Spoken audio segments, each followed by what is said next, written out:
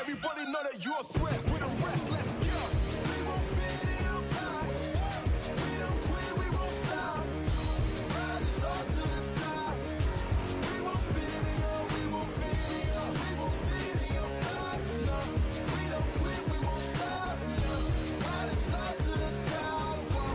We won't fit in your box. No.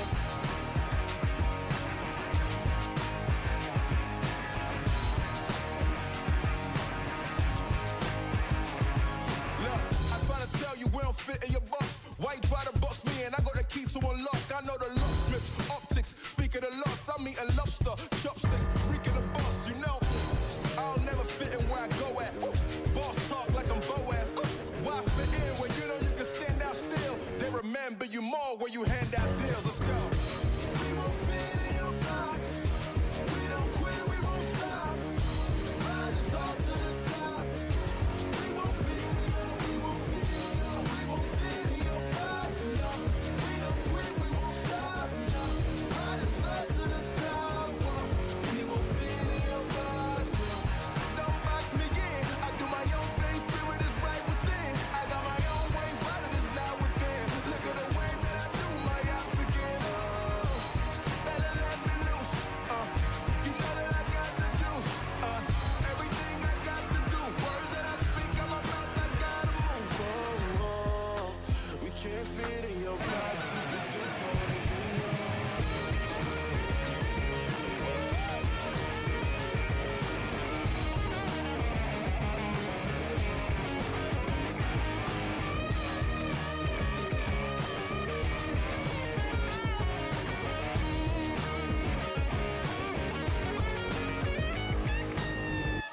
We won't fit in your box.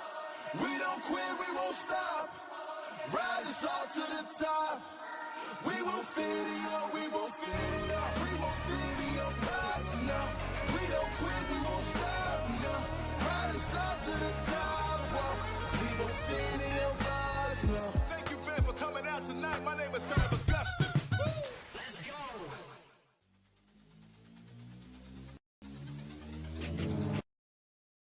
We won't fit in your box. No. Thank you, Ben, for coming out tonight. My name is Sanhok. Let's go.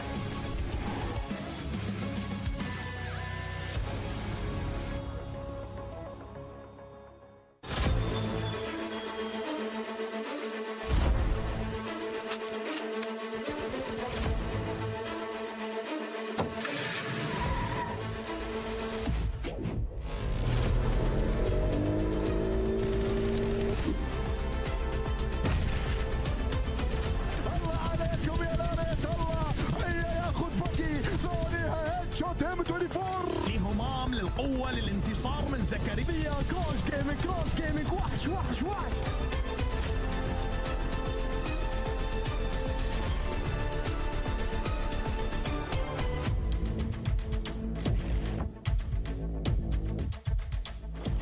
Hello guys, and welcome. It is time for us to kick off day number 4 in phase 2. As we know, the teams are going to be closing in. Of course, so much excitement already coming through. We've been seeing quite a bit of a step up from a few teams coming in the previous few days, right? So we've seen Brute Force really just capitalizing, locking in a phenomenal performance, and of course already securing themselves 2 winner chicken dinners so far in this phase. I mean, the last match yesterday, they were able to hop up 3 slots all the way into that second position. So quite a bit of excitement. I hope it's going to be continuing out on the battlefield here today, as of course we are going to be heading into our Erangel heavy day. So we are going to be playing it out across 3 Erangels, 2 of which are going to be back-to-back, I believe, if I'm not mistaken. But of course we'll be finding out soon enough. So much to look forward to. But of course, well, it is going to be a big one, because as you've seen in the title, we're also curious to see who's going to be the teams to rise to the top, right? Is it going to be R8? Is it going to be the side of NIGMA, as NIGMA now is trailing behind by a few points, sitting them on about a 22-point difference. So that is the gap between first and third. Of course, we'll be taking a look at those leaderboards momentarily as well to get a bit of an idea as to what we could be expecting come through from the performances. But looking back at what we had in the previous day, day 3, of course, we did see GANGSTERS Esports locking in a phenomenal play. 48 points for the day, 27 eliminations, 21 placement points. So definitely setting the bar quite high. But that's the kind of consistency that we've been seeing across essentially all the days so far, right? Phase 1, Phase 2, that the top performing team averages around about 45, 48, 45, sometimes 50 points per day. So that kind of falls into place with what we've been seeing so far. I'm curious to see whether or not that is going to be changing up today, whether or not we're going to have a team potentially push even further, even harder than that. But of course, well, we are first going to be jumping into a bit of a breakdown of the stats that we have, right? So we are going to be starting off with R8. As I mentioned, they are holding on to the phase positioning at the top, currently sitting with a very strong representation. Now, based on their performance that we've had so far, things are looking quite exciting, right? This, of course, I believe is going to be their total eliminations that we've had coming through day 1 and 2. Which is interesting indeed, as we know yesterday they were able to secure themselves 23 eliminations in total. But the consistency has definitely been there, right? Day 1 being a very strong play for the side of R8, day 2 even higher. But, of course, it is going to come down to what these teams are going to be looking to push through to the very, very end, right? Are they going to be able to maintain that consistency? Because, as we know, right, one of the key factors moving through the PMPL, moving through this Pro League, is teams being capable of showing that consistency is definitely something that they can use to their advantage. We saw it happen in the previous season. Teams like NIGMA just absolutely dominating their way throughout these matches.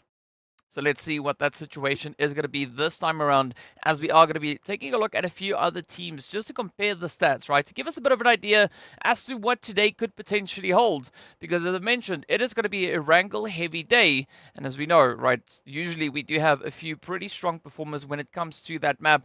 NIGMA Galaxy definitely being one of the strongest performers there. Currently secured on 116 points with those 2 winner chicken dinners. Of course, also accumulating themselves a lovely 72 total points. But then, of course, 2 other teams that are also performing quite well just in general throughout this phase is going to be the side there of FALCONS and GANGSTERS, right? As I've already pointed out, GANGSTERS having a phenomenal run just yesterday, ensuring themselves that pole position with regards to points earned, 27 eliminations in total. Looking at the side there of FALCONS, again, they find themselves within the top 3, pretty much on par with Triple. Both teams securing themselves 24 eliminations and 17 total placement points, for a grand total of 41. Neither of those, of course, securing themselves a winner chicken. The FALCONS came exceptionally close several times.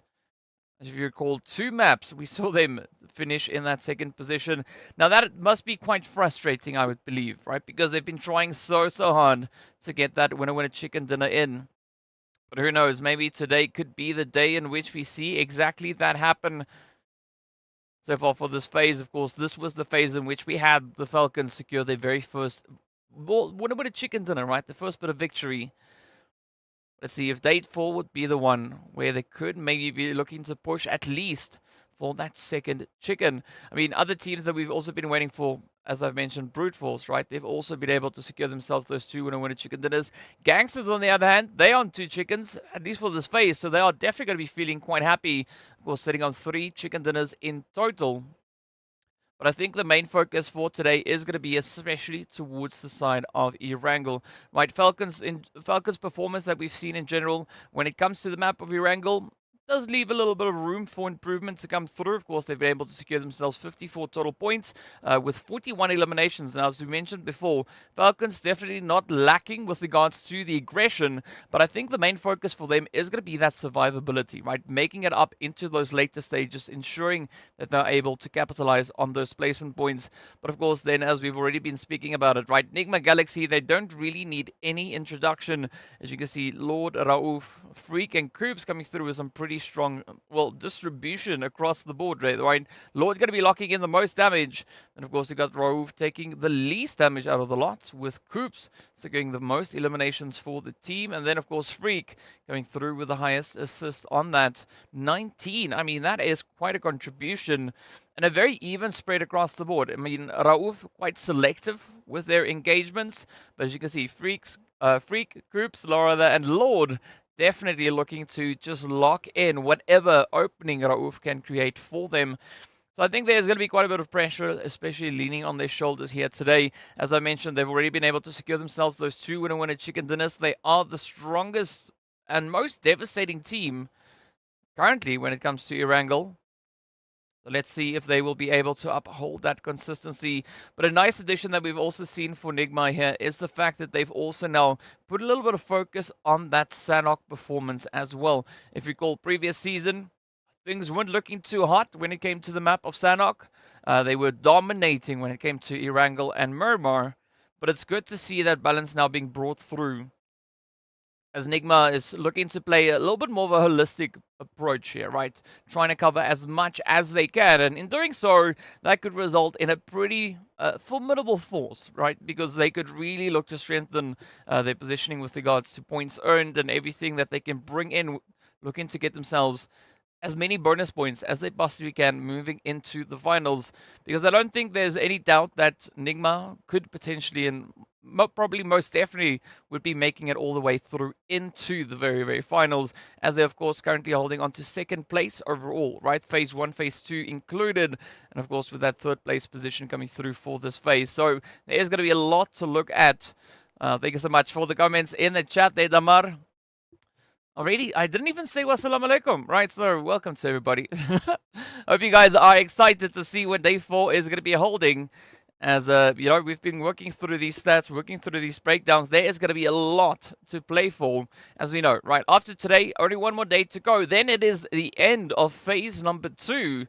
So, whatever these teams can bring to the battlefield, everything is going to be riding on their shoulders. And of course, now speaking about shoulders, we are going to be taking a look at a few more, right? It's going to be KR-E-SPORTS as well as the players coming through from the side of the ARB champions. Again, both teams still trying to just really pick up the momentum. 2 newer names that we've seen so far. Both these teams, of course, finding themselves towards the lower end of that leaderboard, sitting on 29, 22 points respectively.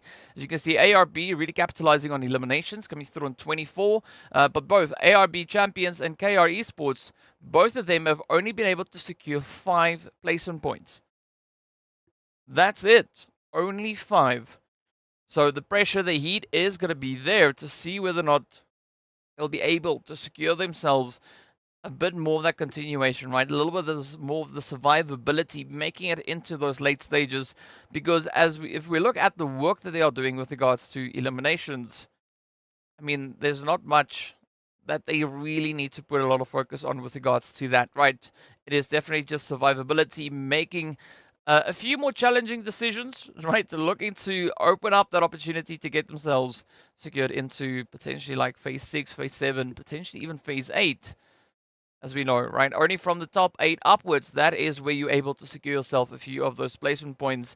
And of course, looking back at the performances that we had just yesterday, both teams, of course, then securing themselves only 6 eliminations for the day, with ARB walking away with 1 placement point. KONQUEROR, unfortunately, not getting any share with regards to those placement points. So again, right, it really focuses in on that. They have to try and play for those positions, have to play for the longevity if they are looking to, well, potentially secure themselves a play to make it up in towards Livik, as we know that is going to be coming through tomorrow, as that is going to be our 6th match, right?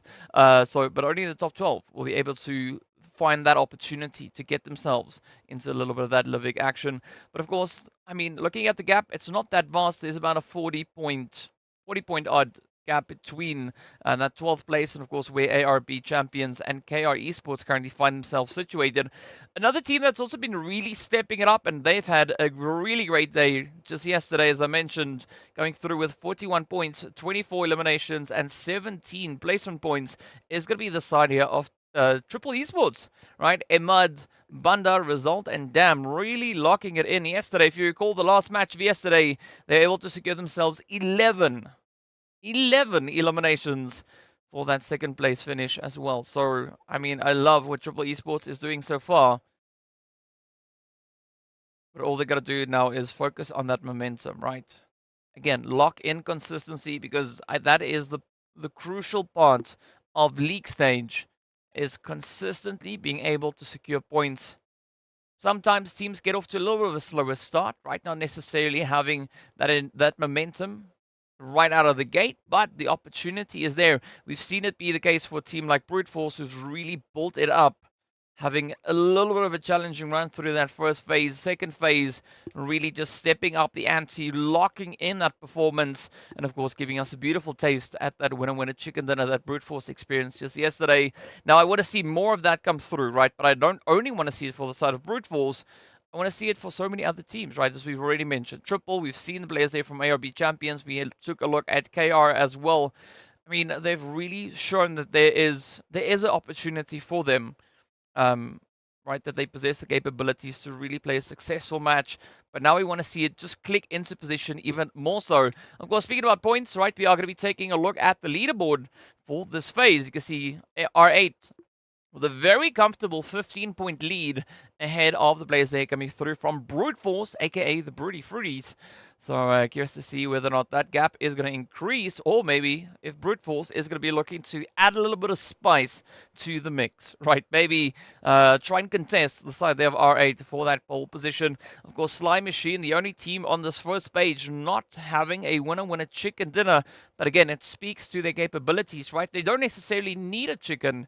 We saw a similar play come through from Falcons in the 1st phase as well. Now, taking a look at the 2nd phase, again, or 2nd page rather, this is where we can see quite a bit of movement. If you recall yesterday, we did see Triple, of course, jumping up 2 slots all the way up into 14th. W7 also moving up into 16th. So there's a lot of movement that we've seen now occur with regards to the phase points.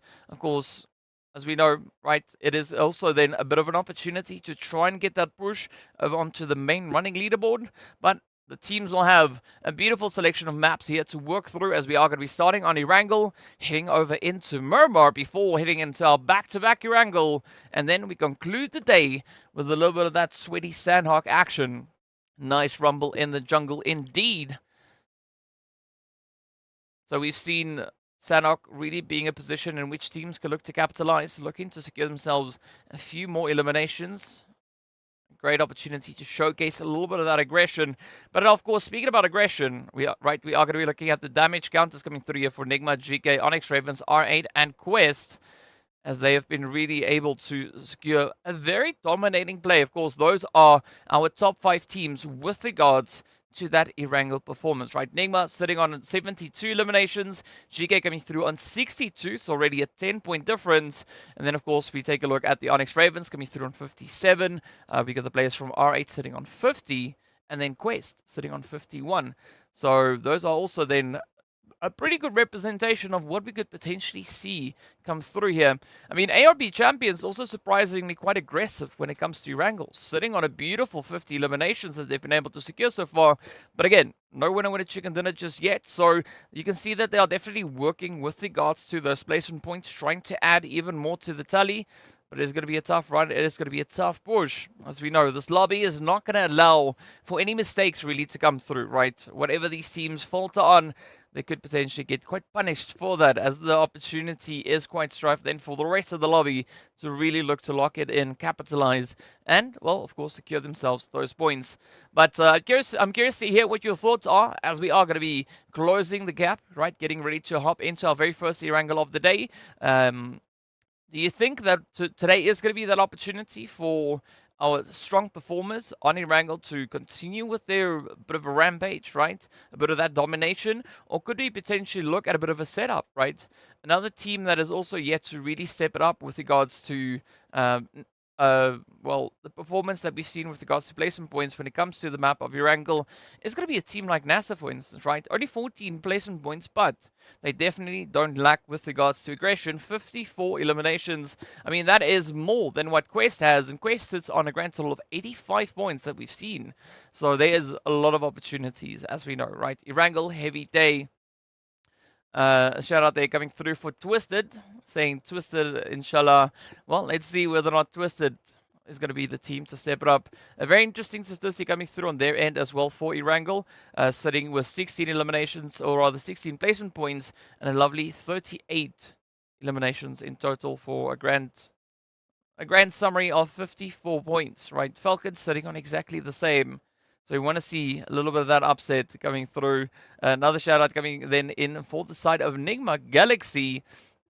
Well, I mean, they are definitely receiving a lot of love. But if there's any team in particular that you are supporting, that you want to, give a shout out to, hit us up in the chat and we'll pop right into that. In the meanwhile, of course, we are going to be looking at a few beautiful scenes coming through from the lovely Erangel, as you can take a look there at the container yard all the way down towards Nova Repnoya. No, sorry, that is the one up in South George. Ooh. Of course, curious to see where that first initial flight path and zone is going to be taking us, and whether or not we are going to be having those major upsets come through. As we are just waiting now for the action to load. You can see even more shoutouts coming through now for NIGMA GALAXY. I think an interesting prediction, right, that I want to hear is, who would you say could potentially be the MVP of today? I mean, we've seen Gaith really stepping it up over the previous few days. Who knows, we could potentially be taking a look at a few of those strong performers. But, I mean, I gotta say, Gaith really bringing in quite a bit of a standout play here. Well, and as I can see, we are getting ready to jump into that lobby. It does seem like the plane is just warming up. So the players could be getting themselves situated out on ground level pretty soon. Let's see exactly where the flight path is going to be taking us as we hop into the action. It is going to be go time. Ooh, the flight path, though, is going to be starting just here towards the eastern side. Just a little bit north from Lipovka, heading down towards the Sosnovka military base. So a very southeastern flight path coming through. It does limit the options a little bit, moving up towards those more northwestern regions, like Georgia Pool is going to be a little bit more challenging to reach quite comfortably. But of course, as we know, nothing that a quick rotation with a vehicle can't fix up. Let's see, Koops going to be an MVP for today. Koops is going to step up today. All right. If NIGMA performs well, Koops is always the MVP, proved in the PMPL MEA. Well, let's see whether or not that is going to be the case, and whether or not your predictions hold true. In the meanwhile, we are going to be waiting for that zone to be revealed. If you remember back on the first phase, right, phase 1, it was something wrong because the zone just stuck to the south on day 4. So let's see what is going to be the play here for today. Is it going to stay in the same position? Is it maybe going to go somewhere else? Ooh, all right. Is going to be shifting over onto the eastern side, centering up beautifully on towards essentially Malta and Malta Power. And Lumberyard going to be receiving a lot of love. Speaking about love, look up north. The first few hits already delivered as Next X loses their first to the side of Brute Force.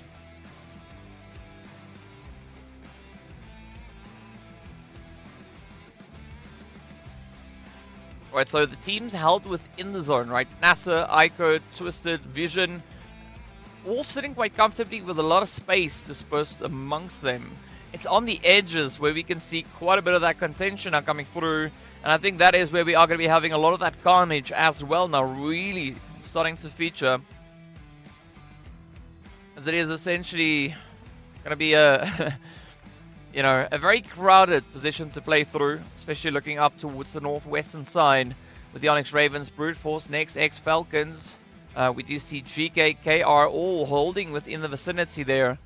So that essentially brings us down to about how many is that? 1, 2, 3, 4, 5, 6 teams. Wow.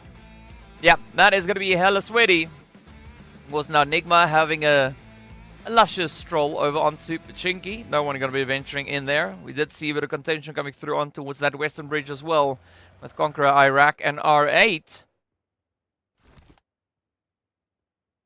But now it is business time. Let's see what the ONYX Ravens are going to be attempting here.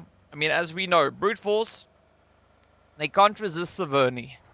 They are going to be rotating all the way up, looking to get themselves situated. In the meanwhile, R8 can't let the opportunity pass them by as they spot the play onto the side of Conqueror Iraq. Tiger, the first one down. But as we know, not the first blood. Oh, there we have it. Tiger getting striped out. It is the end of the road. Let's see if Shaco is going to be able to make it out of this one. Crazy taking a much more western approach. As you can see, J9 also going to be holding onto the compound right on the bridge. So at least, I think it is a fair assessment that J9 might have a few weapons, but that is not going to matter at this point as Esketon does find Shaco. Ooh, yep, confirmation is in. That is Conqueror Iraq down to a 2-piece. So J9 now all on their own. Crazy all the way to the west, pulling up to Quarry. So definitely not the kind of start that Conqueror Iraq was looking for. But of course, this is where we said goodbye to our first player. Threezos. Getting Control Alt deleted. Off they go. Brute Force going to be feeling very happy about that one.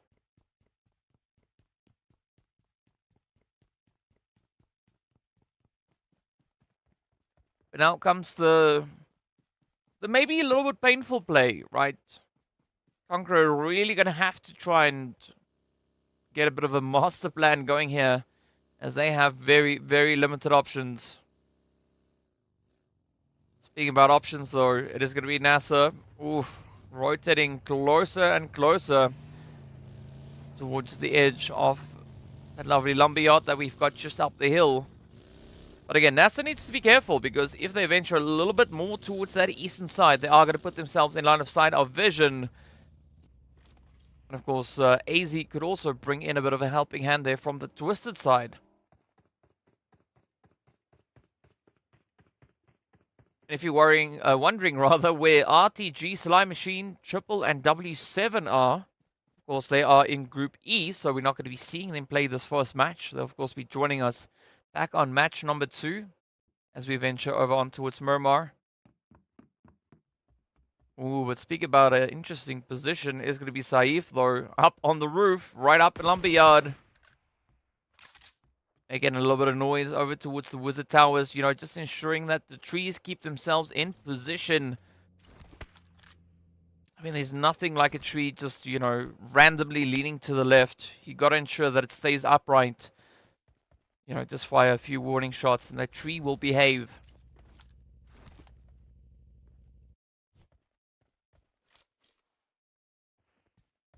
IKURD now enjoying the peace and tranquility up into prison. No one there to contest them. They can go about their business.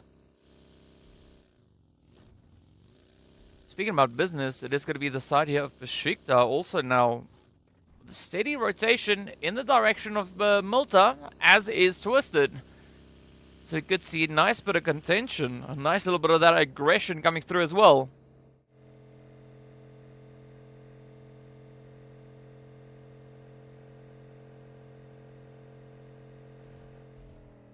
The rest of the lobby keeping a nice and quiet. Quest taking a very interesting widespread. I almost said a 2-1-1 split, but I mean this is just a solo split across the board. So Quest definitely trying to play as many options here as they can, trying to find some decent information, make a good assessment before pushing forward. In the meanwhile, it is going to be the players here from ARB. Kind of in the vicinity of Quest, but as I've mentioned, Quest are very spread out, so that doesn't really hold all too true. But with Kante now rotating back, as you can see up at the north there on that mini-map, there is a great opportunity here for ARB. I mean, Smoker, of course, and Osama. Well, only Smoker, rather, still holding on towards that Sosnovka military island. Curious to see whether or not they are also going to be pushing towards the western bridge, or maybe opting for a bit of an eastern rotation. Trying to pincer their way back up onto that main island. Meanwhile, GEEKAY getting ready for a little bit of blue juice. Up it comes, about to hit them. But again, not a heavy dose of blue. Going to be finding its way on through. In the meanwhile, the plane is making its way on in. Going to be dropping a little bit of loot crate along the way. As you can see, GEEKAY Santa all the way up in ruins. Not quite sure. Maybe just trying to fill up their bag with, quite a bit of excitement. Let's find out. In the meanwhile, the ONYX Ravens also now starting to make their rotation. Heading on forward. Brute Force going to be heading up in towards Yasnaya Poliana. Maybe they are just going to be, well, flanking around it instead of pushing through it. But look at that shift, pulling all the way back to farm. Oh, this is going to be quite the sweaty play, especially looking at that eastern side. Of course, quite a bit of contention now going to come through on this western front, especially where we can see the action now starting to pop off as NIGMA descends down upon ARB. Already getting to reduce down to a 2-piece.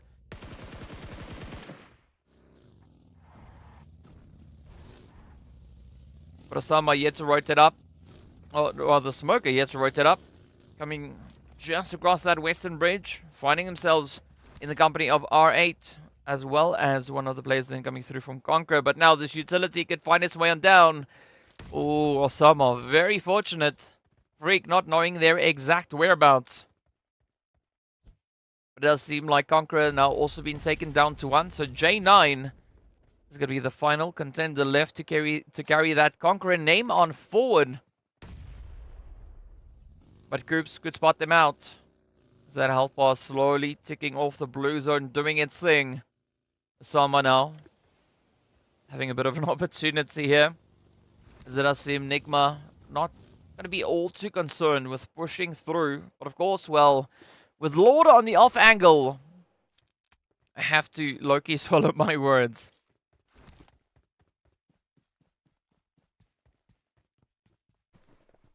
Gangsters now also starting their rotation, coming through from the south, heading across that eastern bridge.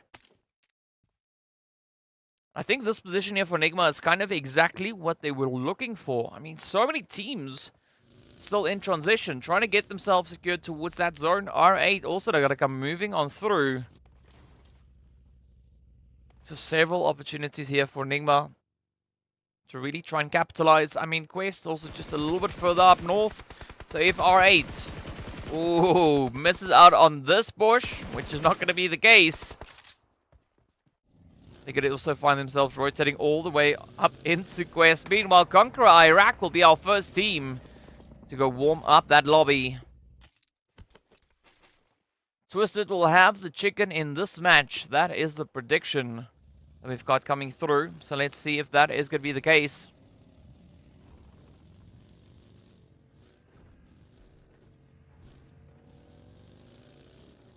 Now Esketon and the rest of R8 going to try and figure out what will be the best play to get themselves situated. Maybe opting for a little bit more of a northern positioning. I mean, if they get all the way towards Potato Hill, that could be quite the safe rotation. As we are waiting for this next phase to pop. Teams definitely dispersing themselves quite well across the zone. And well, this is going to be exactly the opportunity that R8 looks for, as they don't have to rotate all that far now to get themselves situated. ONYX Ravens, meanwhile, going to be finding themselves in a bit of a situation there with Next X. We can see just on that northern border.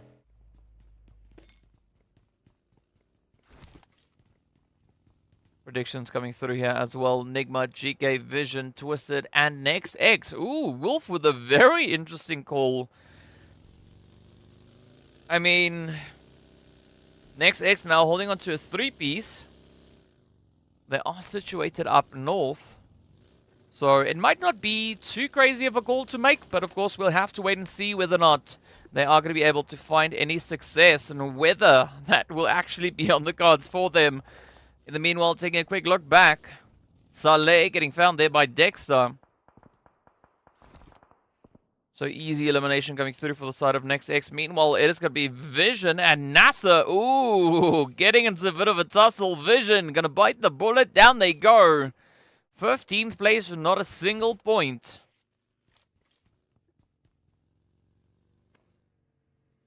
Now we still have 14 teams remaining. R8 down to a 3-piece. NASR holding nice and steady, quickly patching themselves up.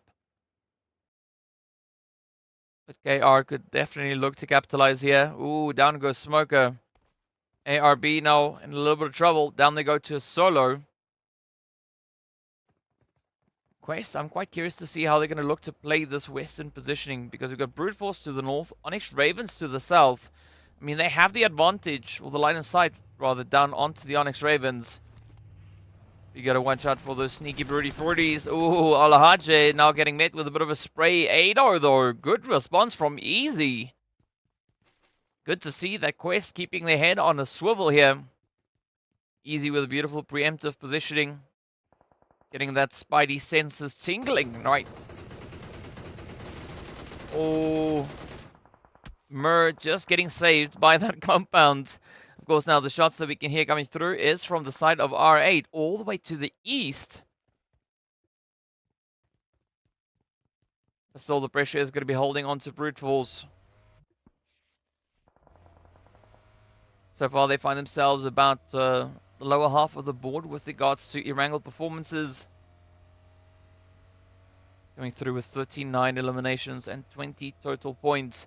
But as we saw that increase in their performance, especially sparking 2 days ago, I'm curious to see whether or not Brute Force are going to be looking to up the ante here, looking to take it even further. Prediction coming through then for GEEKAY to get the first chicken dinner of the day. I mean, it could make sense because they've already found themselves with 2 chickens right here on Erangel. So it makes sense, but it is going to be, well, still quite a bit of a bit of a process to play through. As you can see them now situated on that eastern edge. Several contentious teams looking to push on through. Thank you, was sick.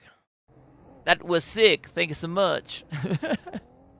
Thanks for the shout outs. But yeah, thank you for being here. We appreciate that. But of course, you got to give a shout out to your team. Well, I did see the shout out coming through for Twisted for the first chicken of the match. So let's see whether they are going to get McTwisted and secure themselves that victory. Based on the current positioning, things could get quite interesting as they are on the approach in the direction towards GEEKAY. In the meanwhile, it's going to be the Falcons and NEXX. Ooh, but of course, IKURD looking to play upset. Oh, beautiful spray. NASR, unfortunately, will not be making it any further. Oh, Ali, though, getting shot in the toe. Falcons now continuing to apply the pressure. Not going to be backing off. IKURD thought they could get the jump. Ali saying that this is the Twisted Minds day today. Well, they are going to get tested right now as they find themselves in a serious case of that GEEKAY action. Meanwhile, NIGMA also extending a little bit of their reach down onto Quest. You can see the, the feed just absolutely popping off. Down in the bottom right, we've got GEEKAY and Twisted. I know we've got some beautiful clarity on that as well.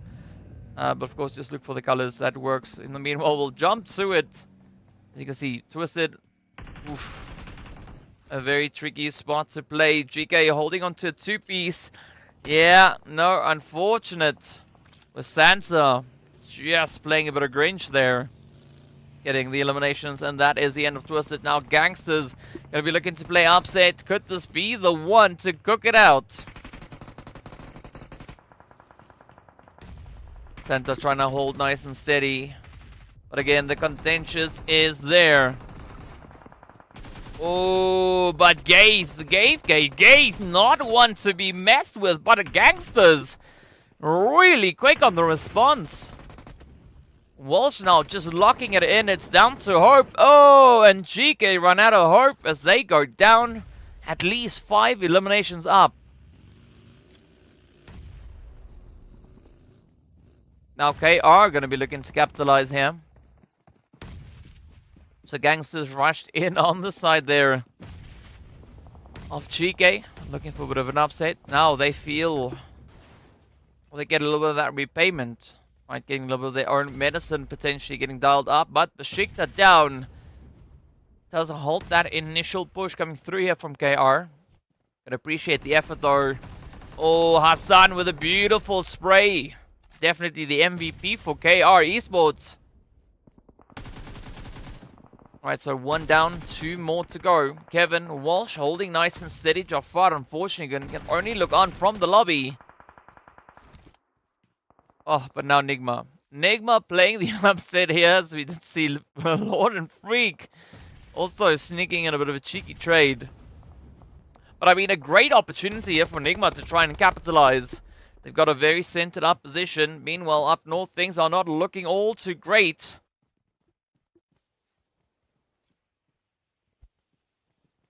Next X now getting reduced down to only 1 remaining hopeful. R8 and Brute Force getting ready to show down as well as Neos finds Escaton. Meanwhile, the GANGSTERS are trying to lock it up here. Oh, nice spray though from Besikta. Are they going to find the final one though? Oh, Walsh, no. Well played. KR gets the job done. We do say goodbye to the GANGSTERS as well. R8 getting shipped out with 5 eliminations to their name. Now with 9 teams holding strong. This is looking to be quite a bit of an upset here. I mean, all the teams that we thought could potentially be stepping up, securing themselves the victory, aside from NIGMA, have all essentially been taken on down. I mean, Brute Force also still in the match. So, you know, it's not exactly over just yet.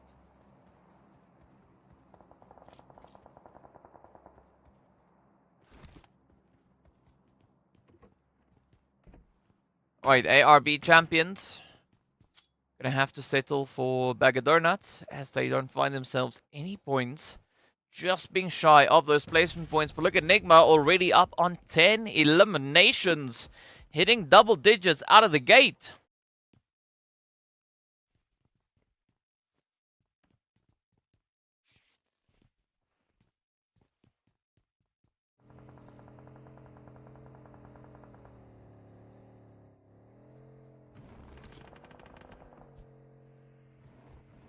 But again, that push will have to come through. KR yet to dip their toes into the zone. Holding on with the 3-piece here. It does limit their options ever so slightly.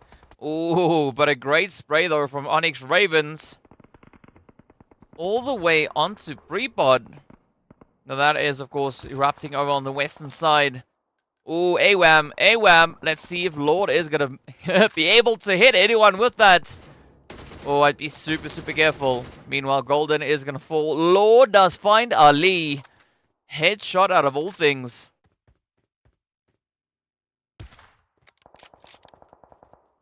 Let's get it. Let's get it. Nicely sprayed there by Fidan. TP28 to lock in the elimination. But Brute Force now getting caught out in quite a bit of a spread here. As you can see, Neos and Prepod all the way down south. You got Mur up behind the tree and Ado all the way up north. Yeah, so that is not the most opportune approach to be taking, especially going through this phase. Lord needs to be careful though. They could be running out of ammo. The AWAM only has so many so many rounds to really make much use of. ONYX Ravens also yet to get themselves situated. Just on the edge. But Coops now is going to be moving down in their direction. Beautiful hit there from Lord. Let's see if they are going to be able to follow through. Oh, Ador goes down. That is a very big upset now for Brute Force. As their only hope within the zone has been taken on down. Merm Prepod. They're going to have to try and find a way to get themselves positioned securely. Kante. And the rest of Quest. Trying to buy a little bit of time. Hoping for opportunity, a bit of a play, a bit of an angle onto the side of the Falcons. Meanwhile, KR now going to be full sending it into the side of NIGMA. Oh, that is brave. That is bold. Let's see whether or not KR can hold strong. NIGMA, however, already up on 11 eliminations. So this could either be a few eliminations now getting served up to the side of NIGMA, or it could be KR looking to just whittle away at the side of NIGMA Galaxy.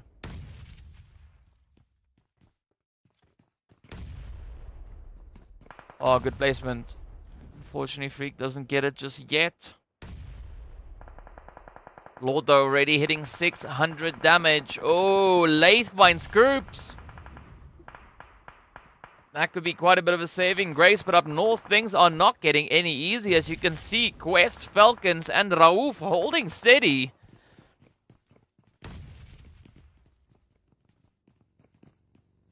Let's see if it's going to be on the cards here for KR, though. Already 3 eliminations up. Besiktas yet to find a few points. Kante is down, though, for the side of Quest.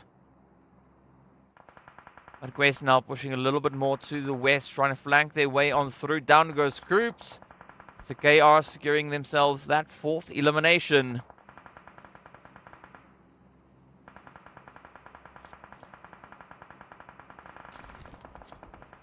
An absolute cacophony of shots now. Just coming through on all fronts. Oh, Mexico finds a bit of a cheeky spray there to get themselves a little bit of that knock on Mur. But still, Prepot holding nice and strong. NIGMA just absolutely dispersing all the ammo that they've got.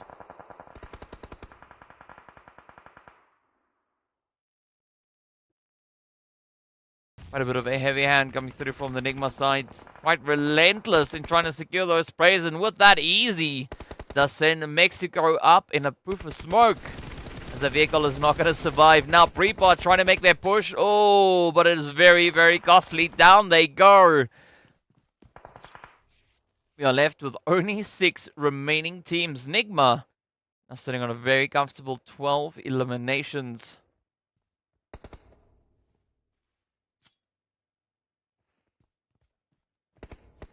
One less than the rest of the surviving teams has in totality with regards to those eliminations.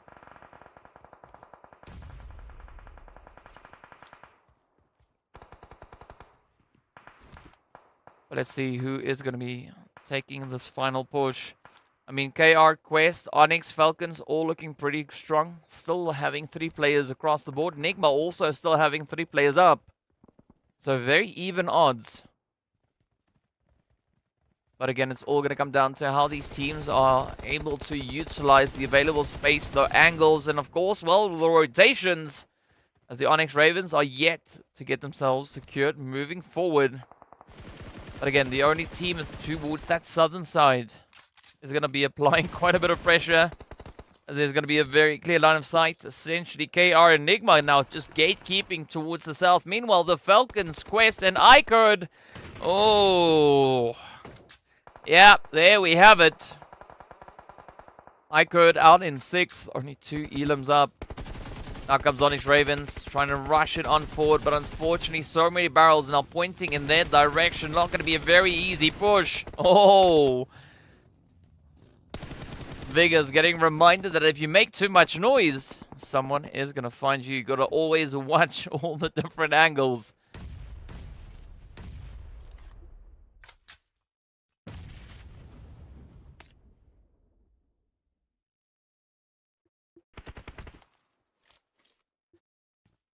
They are now using the opportunity to just reset themselves. They do bring Vigors back into the fight.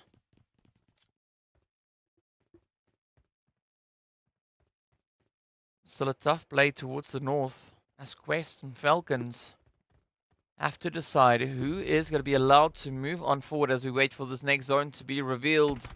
Oh lord, yep, a very dangerous position to be in. I mean, the roof is a very cheeky spot, and we're speaking about cheeky, down goes Salam as the Falcons have to settle for only 3 eliminations. Quest now doing quite a bit of work, as you can see, already up onto 7. With a strong carry coming through there from Easy. Sitting with 4 eliminations to their name. Unfortunately, Alhaje not finding any of those. It's all going to come down to these final few plays now. The blue zone is about to start making its way on through. Just about 20 seconds or so left. You can see that bar starting to fly across the screen.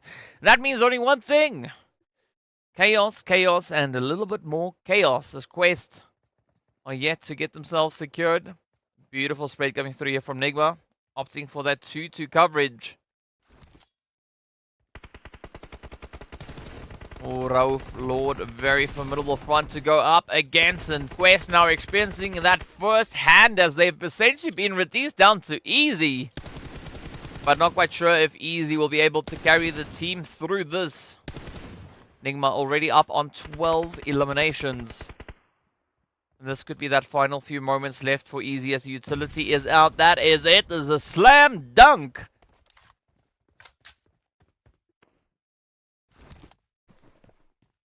Now KR about to get pressured from both ends. We got NIGMA and ONYX Ravens on opposite sides. But KR still holding steady with a 3-piece. That's going to be a very important play, especially coming through here for the ONYX Ravens. I mean, you got to commend the efforts coming through here from KR.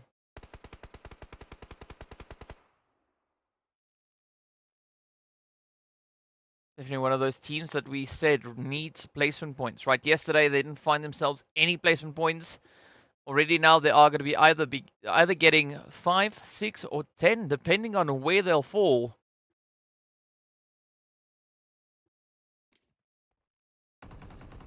So day 4, putting them off to a really, really good start.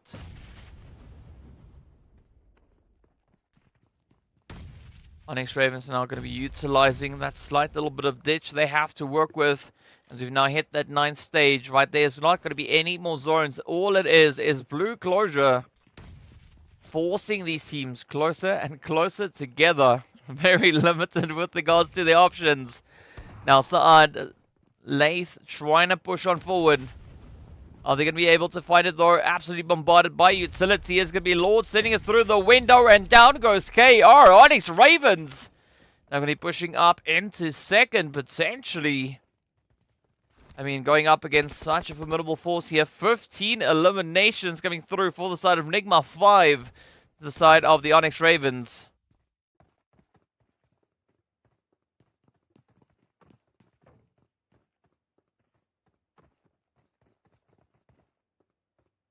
So NIGMA essentially trying to push the side of the ONYX Ravens just out to the edge.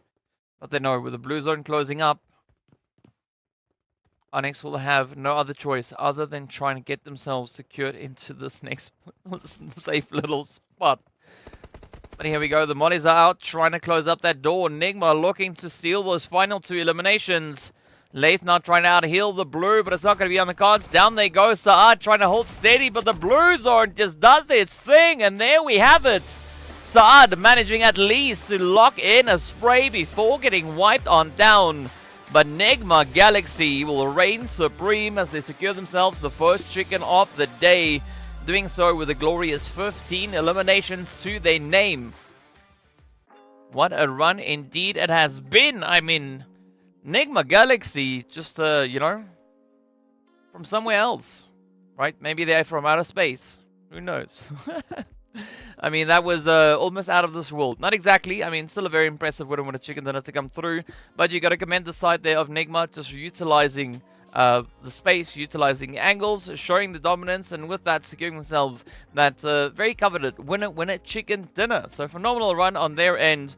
But of course, as we know, right, it is going to be that play to see how these all these points now, well, affect the leaderboards, right? How many points the teams are able to secure, what the movement is coming through with regards to the phase itself.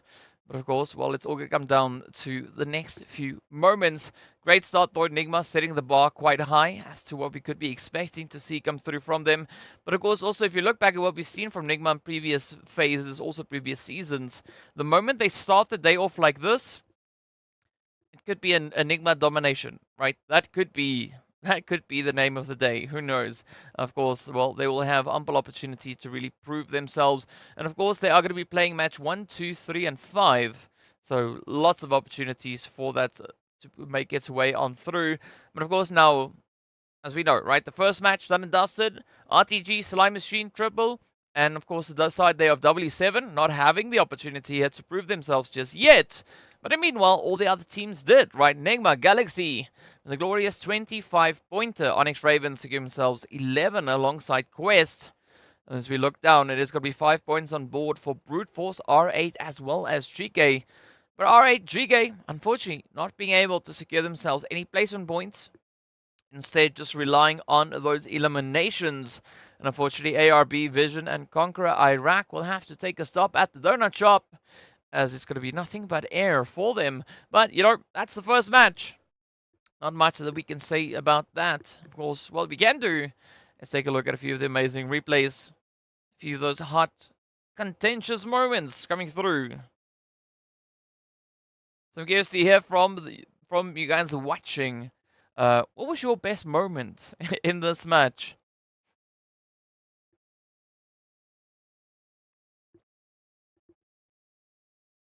But GEEKAY also just putting in such a strong effort here.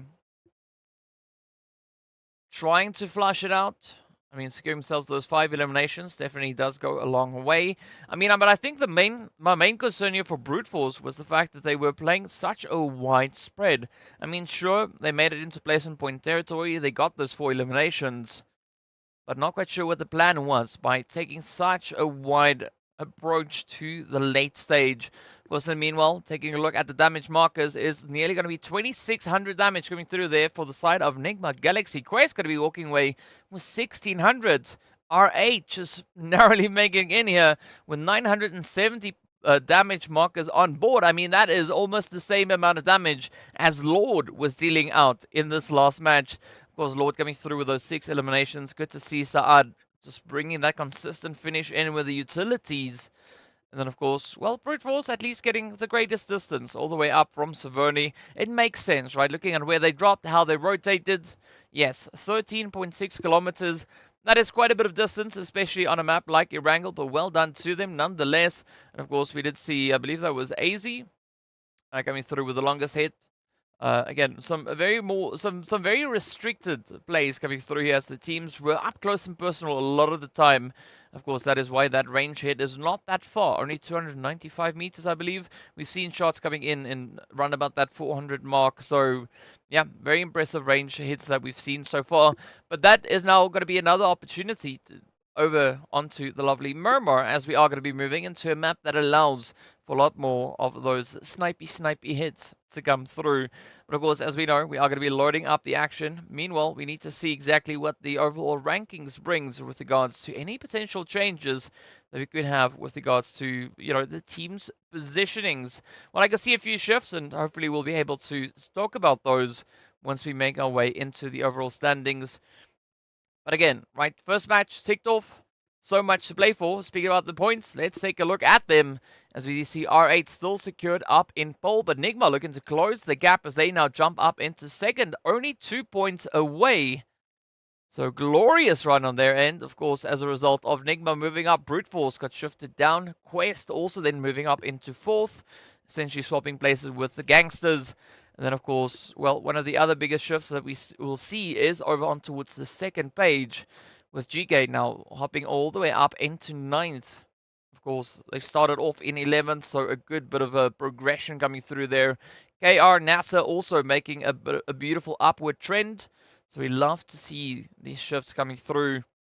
But, well, there's still 4 more maps to go, so we could see a lot more of that come through. So if you've got any potential predictions as to the lovely map of Miramar, now would be the time to get them in, as we are going to be having the side of RTG, Slime Machine, Triple, and W7 joining us on the battlefield, with the addition of ARP, Conqueror, R8, and Vision that are going to be sitting out. Right, so a nice little bit of a swift around, change up. There we go. That's the one we're looking for, either which way. To give you a bit of an idea as to what we could be expecting, R8 definitely being our most aggressive team when it comes to the lovely Miramar, but they're not going to be here. So the opportunity is there then for Falcon, Sly, as well as NIGMA and GEEKAY to see if they potentially could have a little bit of success. I mean, R8 definitely dominating with 81 eliminations and 47 total placement points, or 48 rather, that they've been able to secure so far. Which is quite odd to see, because normally that is a spot that we see NIGMA in, but I appreciate the efforts coming through from R8. So, NIGMA, the team that is holding on to Erangel. R8 going to be the team that dominates on Miramar. And then, of course, if we look to the side of Sanhok, that is going to be the side of GEEKAY, right? So 3 different teams so far showing their capabilities across the board. But yeah, as you can see, we are prepping it up, getting ready to move on through. As I mentioned, R8 sitting with 81 eliminations that they've been able to secure on Miramar. Of course, Falcons sitting with a glorious 71, so 10-point difference there. And also only 9 points difference when it comes to the leaderboard. Well, maybe 11, right? Yeah, 11-point difference between R8 and Falcons. NIGMA also bringing in a very consistent push across the board, 60 eliminations. But Slime Machine, though, they've been able to be a little bit more aggressive, right? Coming through with 67 eliminations. So 7 more that they've been able to bank on. As we also then saw GEEKAY already securing themselves those 2 winner chicken dinners. We had the side of GANGSTERS also coming through with 2. ONYX Ravens also with 2. So there are going to be several teams venturing out on this battlefield that has the opportunity to have really great success, right? Well, and of course, as we know from the previous season, Brute Force with the team with the most winner chicken dinners on this map, securing themselves 7. So far for the season, they've only gotten 1, as we saw that happen yesterday on the last match. But of course, Brute Force are sitting with 33 eliminations and 31 total points, for a 64-point overall with regards to their Miramar performance, right? So that puts them roundabout in 14th position out of our 20 teams. But of course, let's see who's going to be upping the ante as we hop into the second match. Flight path is going to be starting on what seems to be the eastern side. But looking at the trajectory here, we are potentially, we are 100% looking at a more southeastern flight path. Very similar to what we had just now over on towards Erangel.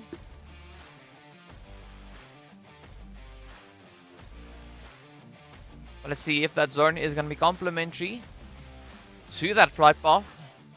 Could it potentially be centering up in Los Leones, Impala, Chumacera, Valle del Mar? Or could it take a complete swing in the opposite direction, maybe going up in towards El Pozo, water treatment, maybe even Cruz del Valle, Hacienda del Patron, San Martin, even maybe Monte Nuevo, right? So many options for the zone to move. Let's see where it will be taking us. If you have your own prediction, your own thoughts as to where the zone could go, let me know in the chat while we still have time. Let's see who's right. Not that I've made a prediction, but either which way, curious to hear what you're thinking.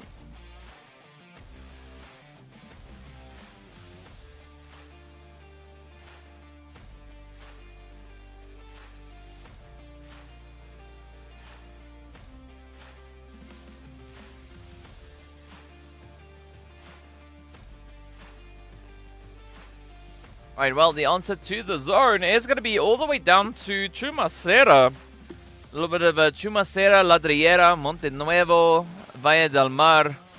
Ooh. Yeah, Brute Force, they're going to be smiling about this one, but already W7, they are not going to be smiling. Not a good start to the day, already losing their first player right out of the gate. Of course, now it is going to be Falcons looking to rush in on them. Ooh. Next X finds Brute Force. Wow, talk about an upset. But here we go, Yakuza now coming through. W7 trying to defend with pistols across the board. Ooh, never alone with the UMP. Yeah, not a fair fight.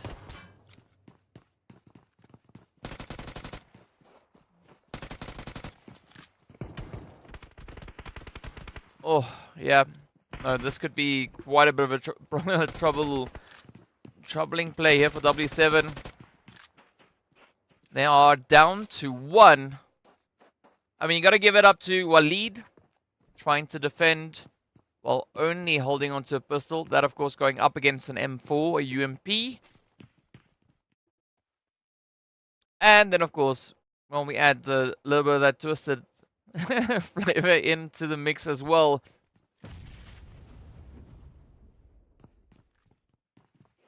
Let's see if Walid is going to be able to survive the initial push. Oh. Ooh! Well, mad respect going out to Walid. Managing to take down Damar. Unfortunately, not being able to finish them. But, I mean, well, that was still a very, very strong effort.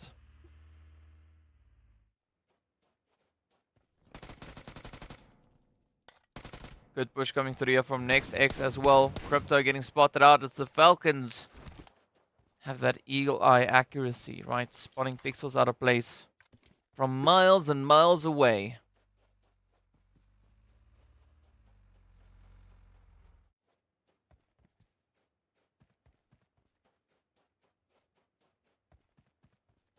Alright, so Falcons now having a little bit of that contention in the vicinity. Really dissolve a little bit more, right? Not having to fight as aggressively. I mean, it is obviously going to be reliant on what Al-Hajj is going to be doing, coming through from Quest. But in the meanwhile, if we look up in towards Monte Nuevo, it is going to be Nex and the Broody Fruities.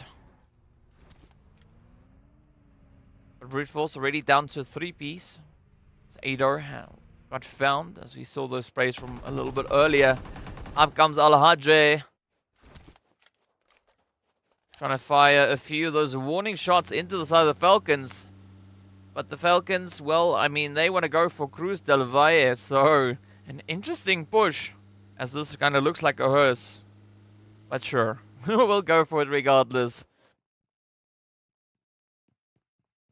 Bridgeville's though going to have to work really hard through this one. I mean, they do have Mur situated on towards that western side. Prepot a little bit further up north.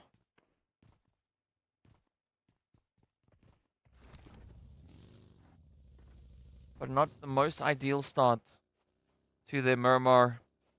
Of course, this being the only Miramar of the day means that there's not going to be any room for additional improvements to be brought on later. So IKURD now also about to get a little bit of that push flavor come through from the side of GEEKAY as Brute Force now focus back onto Pozzo.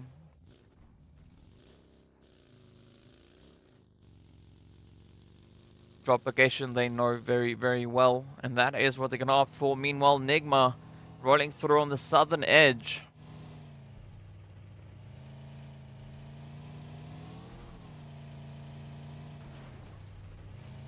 Again, nothing but opportunity available here for them. No one really contesting anything along their rotational pathway. Meanwhile, the Gangsters, they're going to be pushing up all the way from Campo Militar. They are going to be running into a bit of that Falcon play. But let's see, will the Gangsters be able to wing it?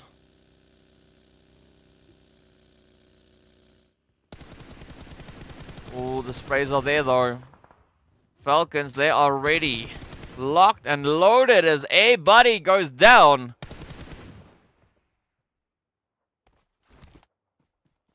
Kevin Walsh now looking to see what they can piece together, as they too will have to push further and further afield. Falcons, Gangsters, and GEEKAY being the predictions, but of course Falcons getting the big shout out here.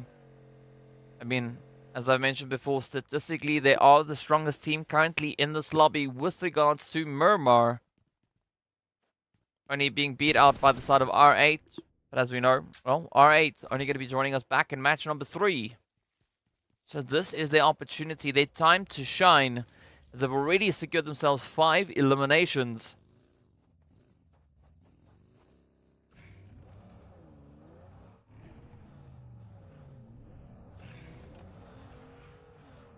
And all they need is just 5 more. So in essence, they need 10 eliminations and 1 additional placement point to be on par with R8's performance. But anything beyond that is just going to increase their standing with regards to Miramar in total. I mean, also then take into account that R8 has an additional winner-winner chicken dinner. So Falcons definitely going to have to try and capitalize on that opportunity as well. Meanwhile, NEXX now just expanding their reach up in towards a little bit at La Driera, starting to push out from Monte Nuevo. As you can see, the zone getting ready to pop as well. The Gangsters Falcons still out there sipping on some blue juice.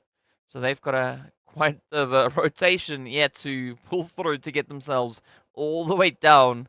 As the zone, well, moves further down south.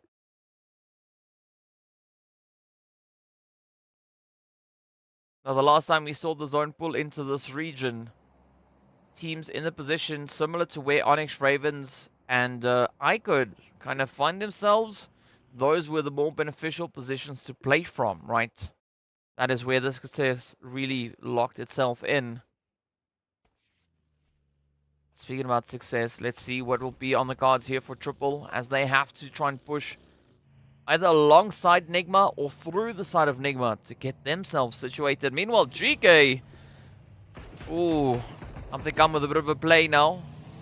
They've spotted out IKURD in the distance as they now venture up onto the edges here of Chumacera. Slime Machine going to be moving in as well. So the contention getting higher and higher. NASR, ooh, trying to get themselves back on their feet. Also very, very centered up in that zone. ONYX Ravens knocking on the door. Ooh. But with GEEKAY finding a bit of a spray all the way from up the hill, that is definitely not going to be the easiest position to play through.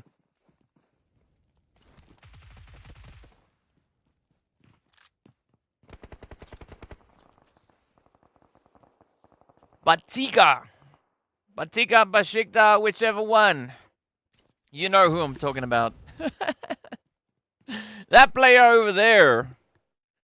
We don't see them on screen just yet, but thank you for the comment. I mean, it's no surprise when I mispronounce the words, right? You know how long it took me to get Lath? That took a lot of practice. I was staring at the mirror at least for 30 minutes, just repeating the name over and over and over. I mean, J7 is a very easy name to say, right? Because I just need the letter and the name. But let's see if that is what Lath needs. They could potentially be looking to close it up. Meanwhile, ooh, NEXX now playing from atop the hill. Finding a bit of an opportunity down below. Saleh locks it in as J7 gets traded on down. Spec now the final hope for left. Ooh, ooh, ooh. Hey! Oh, never mind. Never mind. I mean, Spec tried, right? Spec tried. Big ups to them. Unfortunately, NASR getting sent out in 15th. At least they've got a nice donut at the donut shop to keep their tummies full. Now, WAF in the meanwhile going to be looking for a bit of parking here, ensuring that the vehicle will survive a little while longer. We got the Gangsters pushing up towards the west, NIGMA pushing in from the south, Falcons yet to find the zone.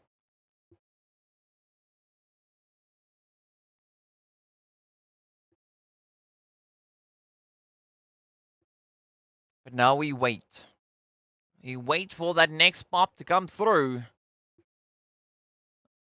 Of course, now with the zone doing what it does, oof, ONYX Ravens NEXX are going to be feeling quite happy about that. I mean, anyone over on the eastern side, not going to be liking it all too much, right? We got IKURD, Triples, as well as Slime Machine, GEEKAY, RTG, all now getting ready to face off. There's not enough space here for all of them, so someone has to go, but who will that be? As you got about 20 seconds and a bit of change left on the clock, as the zone is going to be closing up. Falcons going to be losing a little bit of position up towards the north. This brute force does secure it, at least for the time being. Twisted now going to be holding just on their edge as well. But Slime Machine going to be looking to capitalize. Looking for a bit of a reach here. Oh! Ali though. Aram denies them access to that. As that Mark 14 just comes ripping on through. Down goes the attacker. Ali, Azzy, and Aram. Oh, this is the AAA coming through here for IKURD. Let's see if they're going to be able to clutch it up, as we do have Santa just cooking up a little bit of a thing here on the side.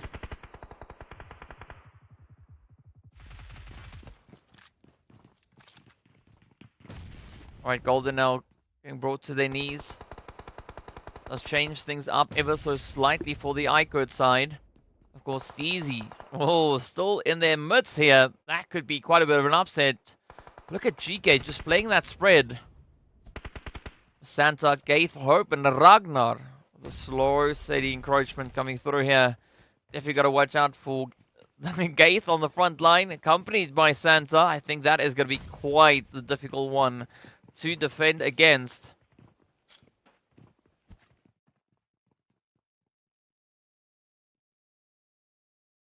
Not quite sure what Steezy's trying to do. Are they trying to bait a bit of a play here? Or are they just going to go flying off of the roof? Well, we'll find out soon enough. Meanwhile, we can see what fate has in store for the Brute Force squad and Falcons all the way up north. Meanwhile, Slime Machine now quieting down on their initial aggression. Trying to play it a lot more strategically. You got to watch out here for IKURD. IKURD now turning themselves into a AAA team, right? Ali, Azzy, and Aram. Let's see if that is going to be of any concern to the side of Slime Machine. I mean, GEEKAY also just keeping it so quiet. Waiting in anticipation for a potential play to come through here. Of course, we can see RTG and KR and Batika. There we go.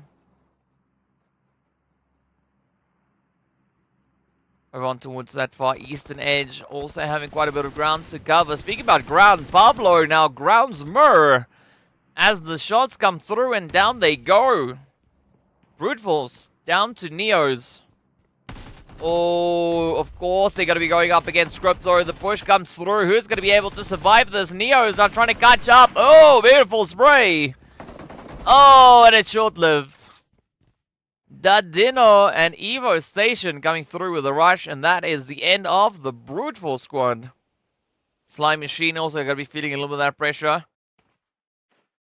Twisted waiting patiently to see what Pablo is going to be bringing through as well.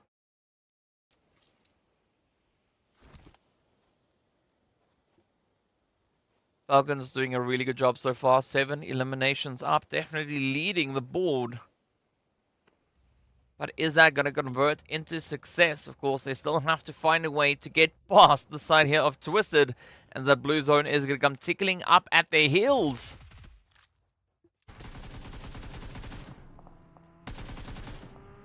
This, of course, is how Falcons got quite a bit of a reduction in their players.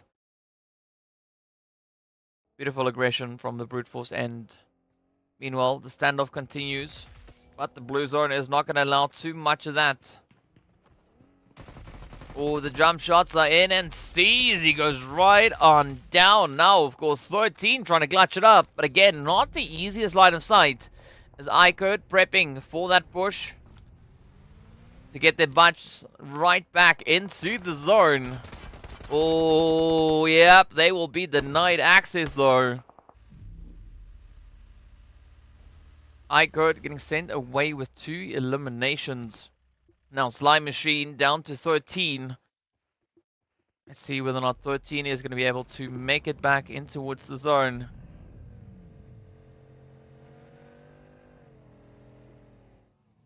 Alright, so the push coming through from all fronts. All the teams trying to get themselves situated. GEEKAY, NIGMA, Triple, everyone going to be playing to get themselves out of the blue. Ooh, Sly runs down. And it is going to be a 12th place finish. Now GEEKAY, Santa coming under some heavy fire. As the ONYX Ravens are going to be looking to just play it up. Push coming through onto next X as well.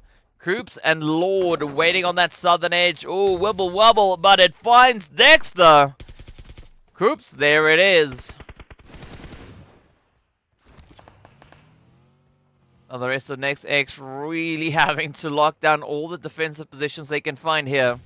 As KR will get sent out as well. 11th place with 1 Elam. 3 Zos with a beautiful bit of Overwatch. But NIGMA now looking to divide and conquer.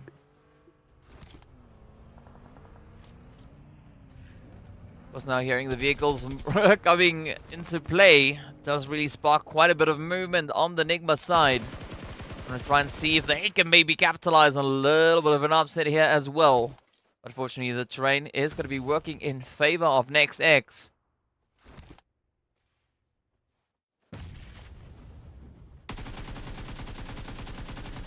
Oh. Well, very quick on their feet there. As you can see now, being able to evade the spray. That does, however, make things quite challenging for Freak. Down goes 3 Zos though. So I'm curious to see whether or not next X are going to be able to get themselves out of the situation. I mean, Nawaf just trying to find a way out. It's like, maybe I should go this way. No, hang on. There's someone up ahead. Oh, and GEEKAY now pulling in behind NIGMA. This could be the upset that we want to see.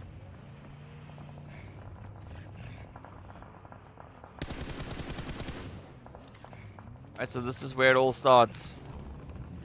GEEKAY already up on 5 eliminations. NIGMA sitting on 3. RTG, though, finding a little bit of difficulty pushing in on the eastern front.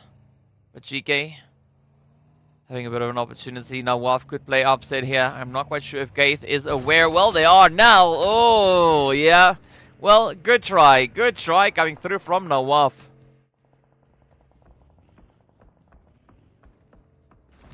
So next X now holding on to 1. Gonna be a pretty tough run there for World Mexico. But in the meanwhile, yeah, the Falcons are gonna be running out of players, running out of HP bars, as they will get close up at least, walking away with those 7 eliminations to their name, and not a single drop of placement points coming through.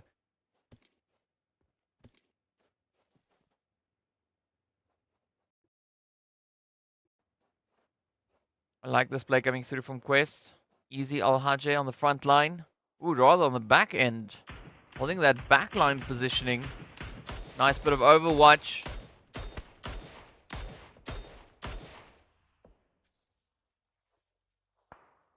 Kante and Fidan down in the dip. You can see them over towards that western side. So interesting strategy coming through from the side here of Quest. But let's see what the ONYX Ravens response will be to this. Meanwhile, NIGMA, GEEKAY still holding steady on that southern side of the zone. Of course, going to be waiting in anticipation to see what the shift will bring on through. Twisted also still up and at it. As you can see, Crypto and Co holding towards the north.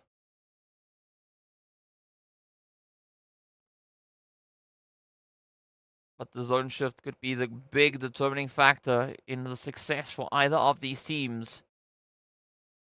RTG down to 1. Next X down to 1. The zone being quite kind with the shift on forward. Mud, unfortunately, will not make it through. And Triple also gets reduced down to a solo. But now it's going to be that rotation push come through on all the fronts. GEEKAY now full sending it up into Triple. Damn, could be really pressured out of the position here. RTG Groza going to try and defend as well. Does find the first. 1 down, a few more to go. Oh, but the third body angles from Al-Hajj will stop them dead in their tracks. RTG out with only 2 eliminations. NIGMA now going to be pushing up on Mexico.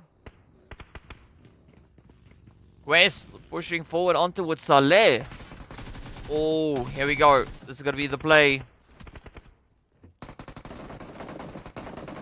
Al-Hajj taking quite a bit of damage, but Kante is still there to lend a bit of a helping hand, but an easy nade coming through, and that is the end. ONYX Ravens out in 7th.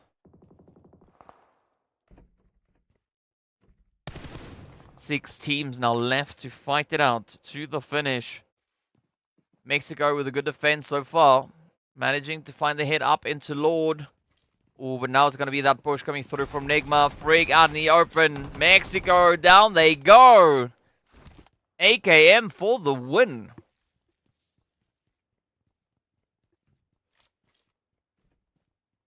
So NIGMA could potentially be looking to play back-to-back winner-winner chicken dinner. But they don't have as big of a player advantage this time around. I mean, sure, they were also only playing with 3 players moving into the last few phases of Erangel. And they are quite proficient when it comes to the map of Miramar. But let's see how this one is going to play out. Meanwhile, Twisted Minds going to be looking to apply a little bit of their own pressure here.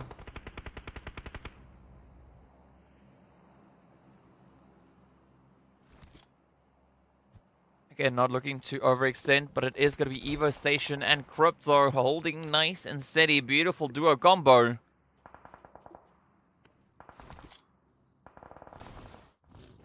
GEEKAY going to be holding it out. Ooh. But NIGMA could play quite a bit of an upset here. Gaith going to be flying up. Oh, you got to watch out.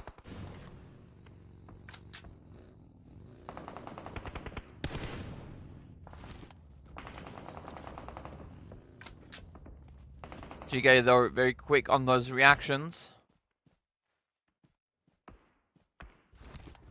Near effortless approach. But let's see whether or not they are going to be able to find even more eliminations. Currently, GEEKAY sitting on 8 eliminations. NIGMA, as you can see, sitting on half of that. But the zone yet again getting ready to pop. Where is it going to apply the pressure towards? Quest, the only team still sitting with a full squad. As the Gangsters, Twisted, GEEKAY, and NIGMA now need to get themselves into another position, right? To stay in contention for that winner-winner chicken dinner.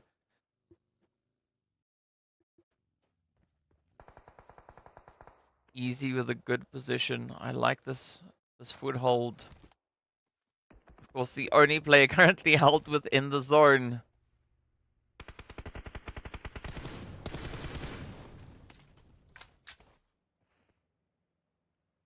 I think the only caveat coming through for the side of NIGMA is that they're trying to get themselves positioned. But of course, being up on the hill onto that southern side of zone is going to apply quite a bit of focus on their position, right? The only way down is going to be to, well, push down the hill. Because the zone is going to be forcing their hand. That is going to open up a whole can of worms, especially seeing that we've got Quest and GEEKAY now getting themselves all lined up, ready to spring into action. Speaking about action, up comes Hope. Oh, Gaith getting a little bit of that pressure come through as well. Sansa, as we can see, also venturing a little bit closer on towards the side there of NIGMA. But again, I think GEEKAY might find themselves in a very similar position. Meanwhile, Al-Hajj will get spotted. Alright, so GEEKAY now down to a 2-piece. He's still going to be looking to apply quite a bit of pressure there. Does hold quite a bit of an advantage onto the side of Twisted, but as we know, Twisted no strangers to facing quite a bit of a difficult position. Meanwhile, Gaith will get a beautiful nade onto Kante, and Kante, well, doing exactly the same onto them. Up comes Hope, the final Hope now for the side of GEEKAY. NIGMA really looking to get involved here. Reaching across the way, but they also have to make that push further down into the zone. Looking for a bit of a reach on towards the Gangsters to alleviate that western pressure. Now Twisted going toe-to-toe with Easy. Ooh, but Crypto will not make it out. Evo Station also getting traded, and that is the end of Twisted. At least walking away with 3 eliminations. Gangsters with only 1 to their name find themselves in a very, very tough position. Quite the uphill battle, if we're being honest. But now let's see if Kevin is going to be able to survive the onslaught as NIGMA focuses all their efforts down the hill. Kevin just dodging through the smoke. What's up, Ellen? Here we go. NIGMA trying to focus on eliminations and zone positioning all at the same time as they do secure the hit on Kevin. GANGSTERS, unfortunately, only one elimination up.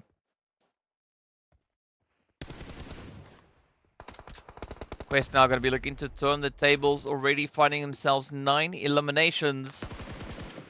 NIGMA sitting on a very comfortable 10.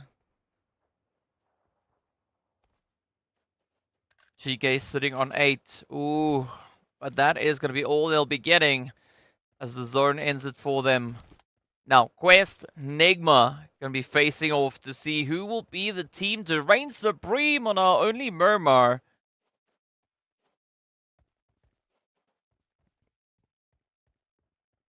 Both teams very even with regards to the sheer amount of aggression they've been able to show. NIGMA. Quest, very close. But as we've seen, both these teams have been able to secure themselves a winner-winner chicken dinner. Apparent prediction for a double chicken coming through. I mean, NIGMA definitely going to be pushing for that. 100%. But it's all going to come down to Al-Hajj and Easy to see whether or not they will be able to defend. I mean, looking at Quest's position, they do have a slight advantage with regards to that blue zone positioning. But it's all going to come down to the very, very end. Yeah, NIGMA be popping indeed. Already double digit. It is Al-Hajj and Easy, though. Going to be holding on to 9 for the team collectively. But who will be the one to clutch it out? Easy now going to be trying to capitalize on the ridge. NIGMA could be looking for a bit of a shock and awe play here. While Quest looks to get themselves spread out. But again, it's going to be a very tough call. Being a little bit too spread out means that you put yourself in quite a bit of a sweaty spot. Now, it's going to be Coops. Lord pushing on through. It does seem like NIGMA are quite focused on pushing and rotating up from that western side. But Quest have an answer for that, regardless of how NIGMA looks to get themselves situated. But again, NIGMA now just hugging the edge of zone. Applying quite a bit of pressure. Quest, ooh, finds the first one. Oh, MG3, Easy, going to be looking to rip it up, and that is exactly what happens. Easy, just absolutely obliterating the entirety of NIGMA in one magazine. Wow. I mean, talk about a very confident push. That was quite an exciting finish coming through there from the side of Quest. I mean, what a way to get a chicken dinner.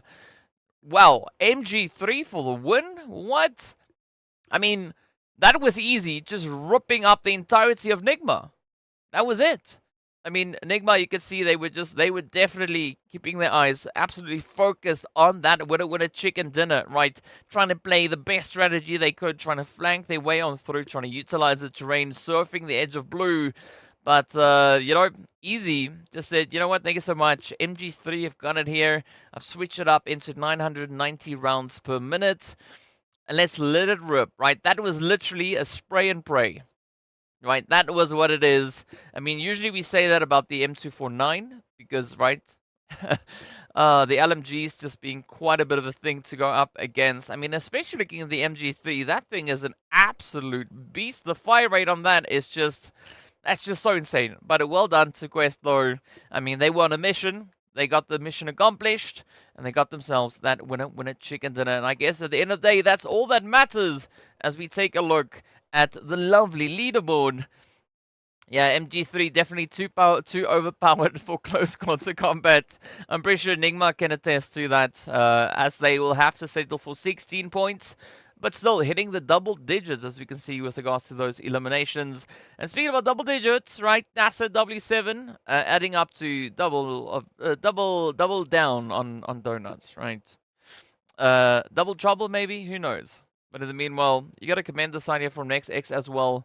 We did see some very exciting plays come through from them in this match. I mean, you could see they were trying for a bit of an upset.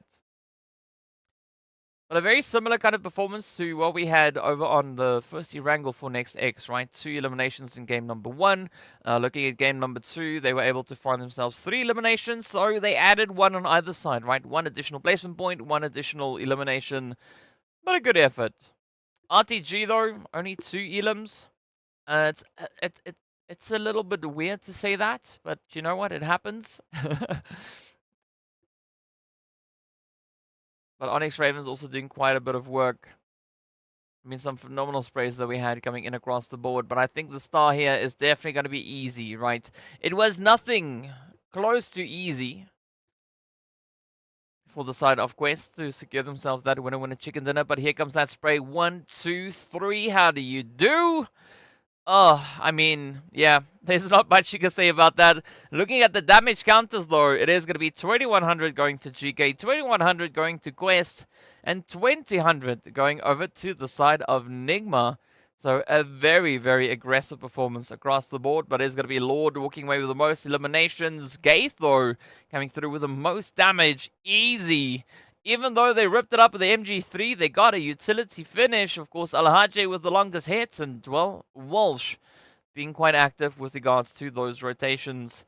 But a good representation coming through here for Quest. Of course, you know, it just adds on to the excitement along that winner chicken dinner. So, yeah, mad respect going out to Easy. And, I mean, MG3, the recoil, that thing is not that easy to control. But Easy, well, made it look easy, right? Those are pretty much just about all the puns I can think of playing with their name. But, yeah, a very, very good performance coming through on that one. NIGMA, they tried, right? They really, really did try. It could have been a double chicken coming their way, but yeah, it wasn't on the cards. Of course, now we are going to be getting ourselves ready to head into game number 3. Of no surprise, it is going to be back on Erangel yet again. But this is going to be the opportunity now for IKURD, NASR, ONYX Ravens, and of course the Falcons to have a bit of a break while we look at the ARB champions, CONQUEROR, R8, and Vision. They'll be joining us back out on the battlefield, of course. As we know, the teams are still contesting for pole position. R8 and NIGMA. Well, the question was asked as to who will come out on top. So far, it seems like NIGMA, I mean, they've done it, at least for now. And, of course, being, you know, on the back of our first 2 matches of the day. But who knows, it could still change up. There is quite a bit of a gap, though, as we can see it being held by the side there of NIGMA. Only 14 points. That could easily be rectified in one match. But, of course, a beautiful play coming through from Quest as well, right? Just jumping up, rather, into that 3rd place. Swapping places with the Brute Force. GEEKAY also then jumping up into 8th place, of course, essentially just swapping positions with the side there of Slime Machine. But there is a 7-point difference between GEEKAY and the Slime Machine squad's position here. As we look a little bit further down, of course, Twisted also then climbing up. Now finding themselves in a 4-point lead ahead of Vision. And then, of course, Next X also with a beautiful upward trend, hopping all the way from 18th up into that 16th position. So the movements are coming through, right? As we know, the teams are definitely bringing in the shifts with regards to their positions in this phase. But we also then see a little bit of a shift come through with regards to the big running leaderboard, right? The overall one, all the phases counted together. ONYX Ravens, they've also then now moved up into 6th position. Beautiful 2-slot jump coming through on their side. IKURD also hopping up too, all the way into 15th. So, you know, the movements are coming in. But of course, well, we are running out of matches here today for the teams to try and lock it in. And as we know, of course, we are running out of opportunities as we've got only one more day left after today.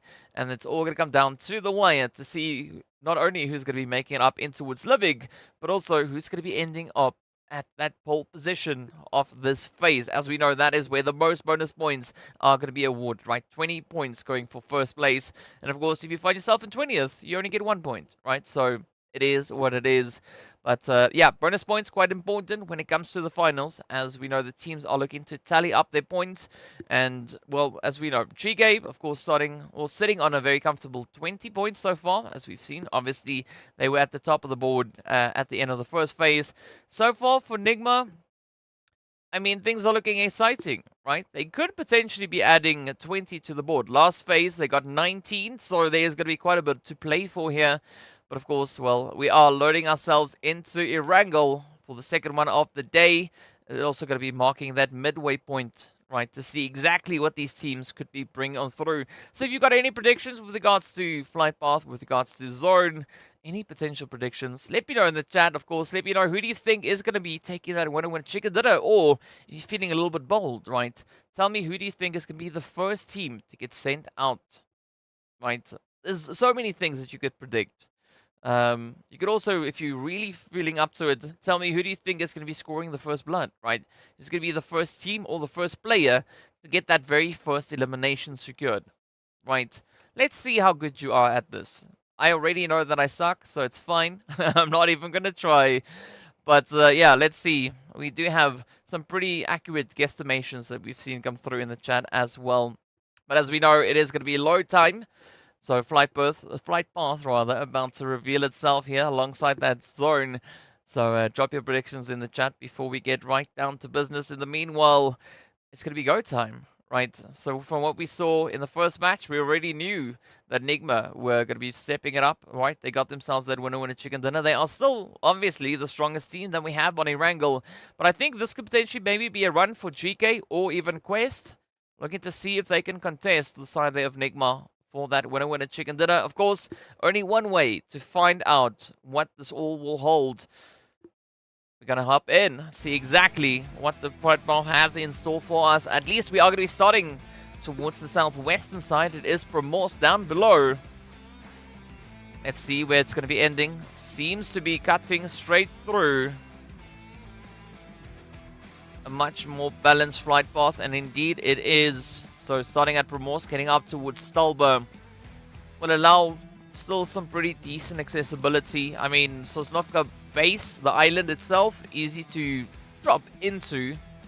Of course, if you're aiming for something like Nova Repnoya, you can obviously just look to grab a bit of a vehicle. Same can be said there for Malta Power, Lipovka, Prison, Shelter, Malta itself, right? All those positions still within reach of the vehicle. I mean, Georgia Ball is going to be easy to access from this flight path. Do we have Brute Force in here? Yes, we do. They're going to be feeling quite happy with Saverni, you know, well within reach. You see them already now starting to pop. Yep, that is exactly where they're going to be going. If you want to drop your predictions for zone, let me know, as we are about to find out where it's going to be taking us.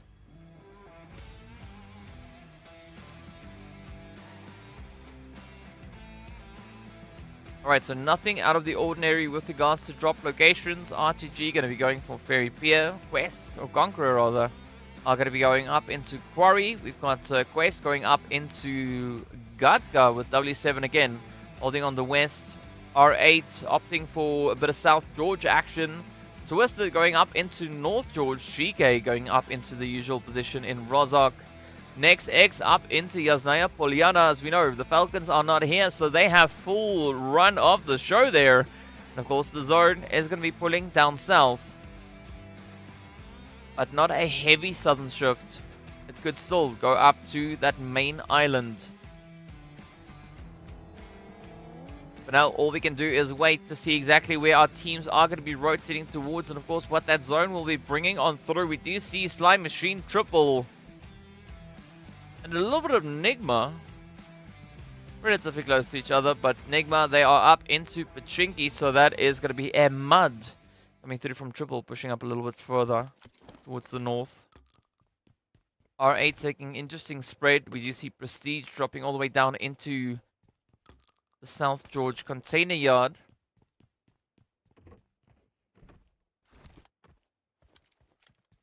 But it's not going to be an issue for Twisted. They've been able to secure themselves towards north, all the way up into North George rather.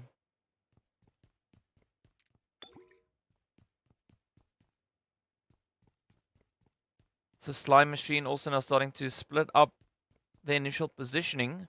We got Steezy and Attacker heading a little bit closer towards Malta. We got Fashe and their teammate, of course, heading a little bit more towards the west. GEEKAY with a very uncontested Rozhok. It is just out of bounds from that first initial zone. But they could potentially be looking to make a rotation, I think. Maybe down to Ferry Pier.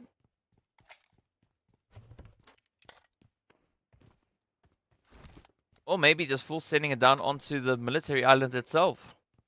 Right, it does seem like Slime Machine are going to be opting for potentially the Novorepnoya container yard as well. So again, many possible outcomes here. And let's see how the teams are going to be looking to play through it. So no hot drops. No crazy hot and sweaty action coming through just yet.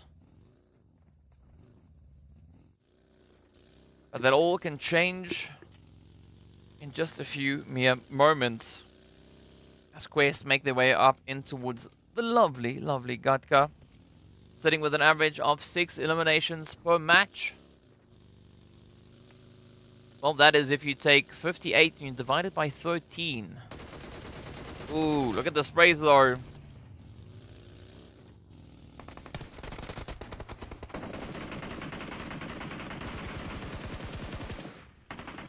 Good to see a bit of a challenge coming through on either side. Not quite sure if Quest will be able to replicate their Miramar efforts. As we usually see this be the situation, right? The team who got the winner chicken dinner in the previous match sometimes goes out quite early on. But now R8 starting to encircle what is left here. Ooh. So Quest gotta watch out. Fidan about to get tested. Up comes the push, the play, the mollies, the heat. Yep, down they go. Al-Hajj and Kante are having to decide. Will they look to avenge? Will they look to recover their teammate? Or are they just gonna leave them there and maybe move elsewhere? Well, they might not have much of an option here, as we do see R8 now just full sending it up into Gatka. The trade is there. It's going to be Kante and Ragnarok. Oh, Kante at least finds the initial opener, but down they go. Al-Hajj now going to be making a run for the money here, looking to get themselves out of harm's way and potentially position into a little bit more of a safer spot. But R8 going to love this.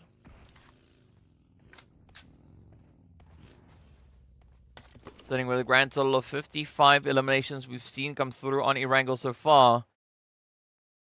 2 winner chicken dinners. So they have about a 13% of success.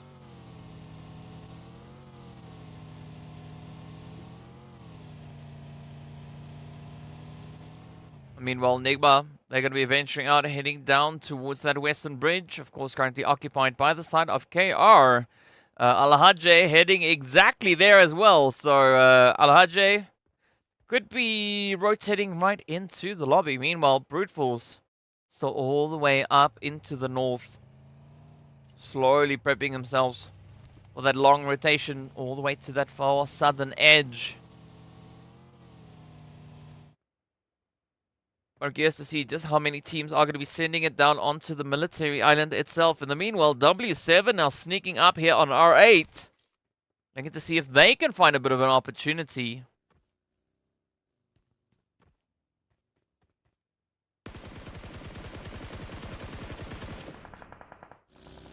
But that range spray does prove to be quite difficult.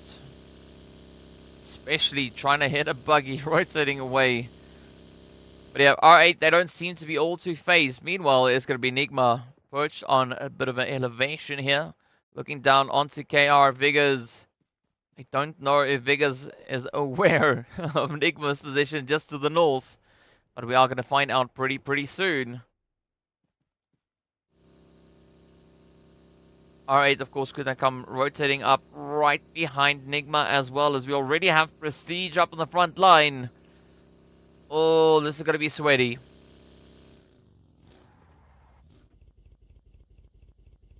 A very interesting spot to refuel though, but sure, we'll take it.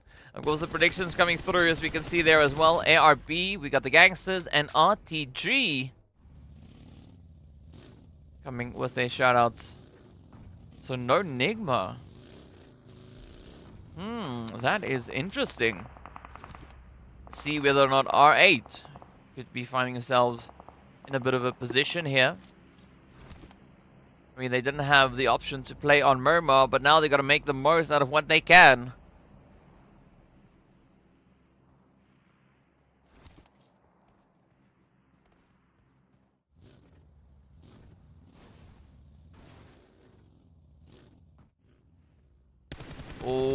There we go. There we go. Group's about to kick the show on, to kick the party off. And they're going to be rushing straight on in. Escaton very isolated. Ooh, will Coops get it? No, not yet. But the rest of NIGMA definitely going to try. This we want to see though.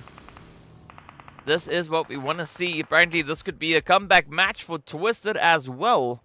I mean, well, they are currently rotating their way through South George and Everest. So let's see where they choose to get themselves situated. In the meanwhile, it's going to be R8 and NIGMA playing a little bit of cat and mouse. Quest also just holding on the edge there as well.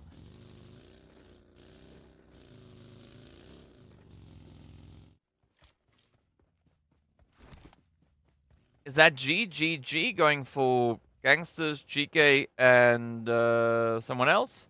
Who'd be the other G? Maybe NIGMA Galaxy? That's also G. Right, is that why Sakib is coming through with a GGG? I'll take it as a yes. In the meanwhile, let's see. Who is going to be the next team to spring into action? As we got Vision, Slime Machine over on towards the western side. Triple now looking for a way to get themselves set up in anticipation of that next zone shift. Meanwhile, it's going to be Next X and Brute Force all the way up north in Yasnaya Poliana. Brute Force now gatekeeping Next X. Dinuka coming in the chat as well, giving us a little bit of a high five. A high five right back at ya.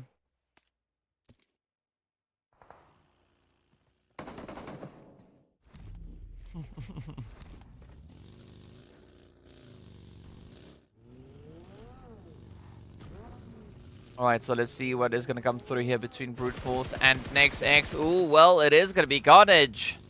Mur finds Nawaf. There we go, the confirmation about to get secured as well. The rest of Next X, though, they are just going to be dipping out of dodge as they rotate towards the west. Are getting forced to take a little bit more of that blue zone damage.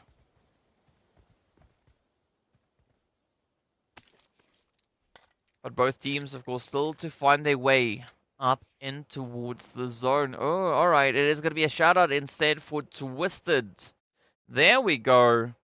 Alright, so if you convert GGG, translated, it means Twisted, right? That is going to be for Dadino, Evo Station, AZ, as well as Crypto. I mean, AZ is there. So, yeah, Waleed, I'm not quite sure where that will come from. But either which way, it is going to be a very, very tough situation towards the west. ARB going to be looking to gatekeep. A bit of bridge camp there. Vision looking to get a kind of similar setup.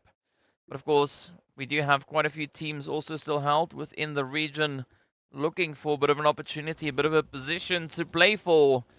As the zone has shifted further down south. Really forcing their hand. No, this is not what I would call a slow day. As you can see, these teams are just building up. Ooh, there we go. There we go. We want to see excitement. So they are holding off a little bit, right? Resisting the urge.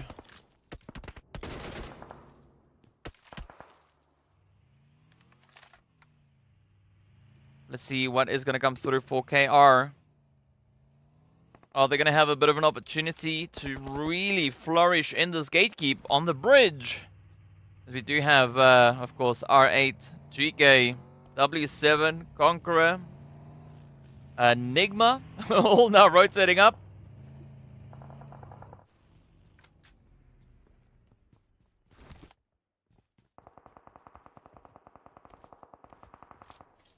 We've got a little bit of delayed carnage on that eastern side as well, as the teams are still trickling their way on through. But in the meanwhile, we'll be focusing primarily on this western front. W7 also about to come in surrender there. See them trying to find a way, find an approach.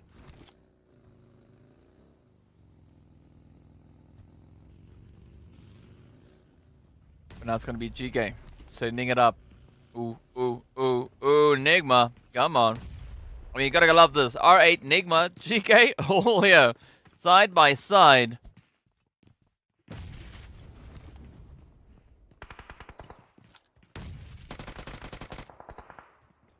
Right, so Coops finds the opener onto Santa. Oh, come on. Come on, who's gonna get it? Both teams are just trying to strafe it out. Beautiful spread coming through from GEEKAY, though. A good Gaith holding up at the sixes. Nice overwatch position. Up comes Hope. Ooh. Quite the risky spot. But GEEKAY, no strangers to this position. I mean, both these teams currently just separated with 10 eliminations. 20 eliminations, rather. When it comes to their overall performance on Erangel. GEEKAY, they've been able to find 67. With NIGMA sitting on 87. So this is going to be quite a bit of a proving ground now for GEEKAY to see whether or not they can upset that rain coming through here from NIGMA.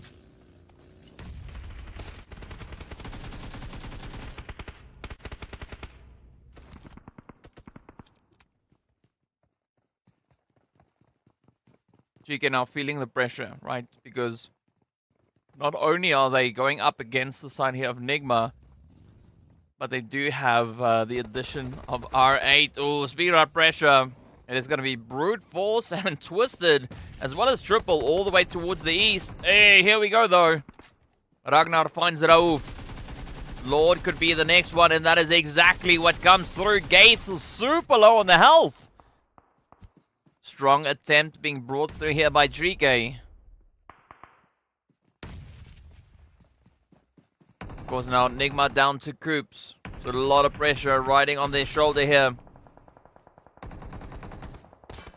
Triple, though, they are going to be finding Twisted. As you can see, Twisted now also in quite a bit of trouble. Oh, come on. Is General going to play the upset on this one? Who's going to find it? Oh, nice. General gets it in.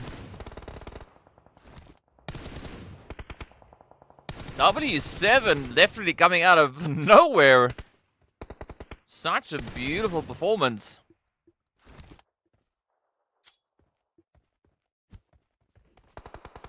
I mean, sure, it's only one elimination, but man, are they making it difficult for GEEKAY and NIGMA.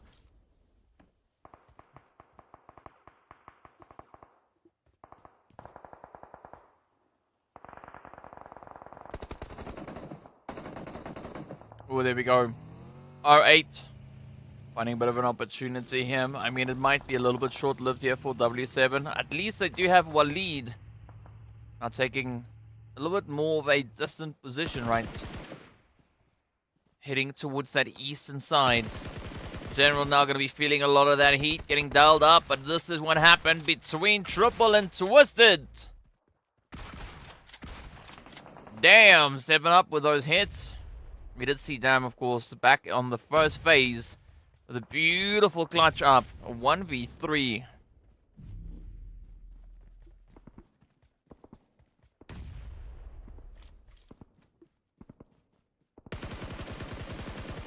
Oh, zone upset.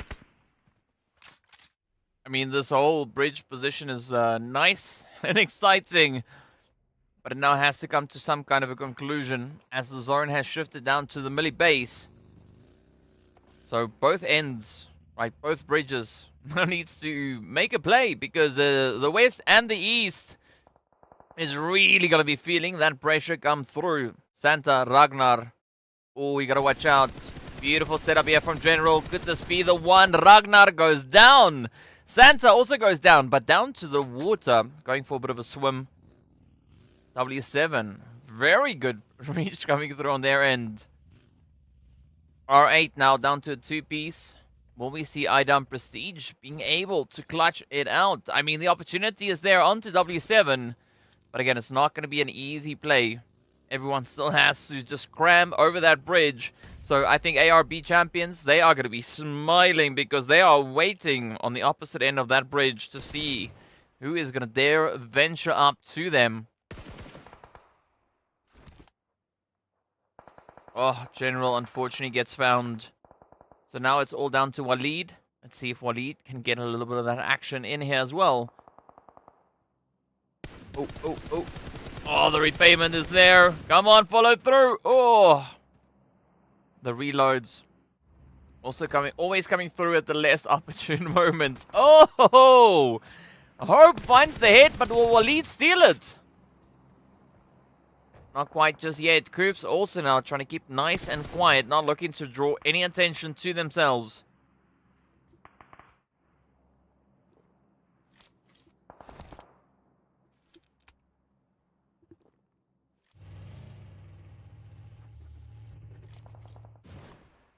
Alright, so R8 still a little bit hesitant.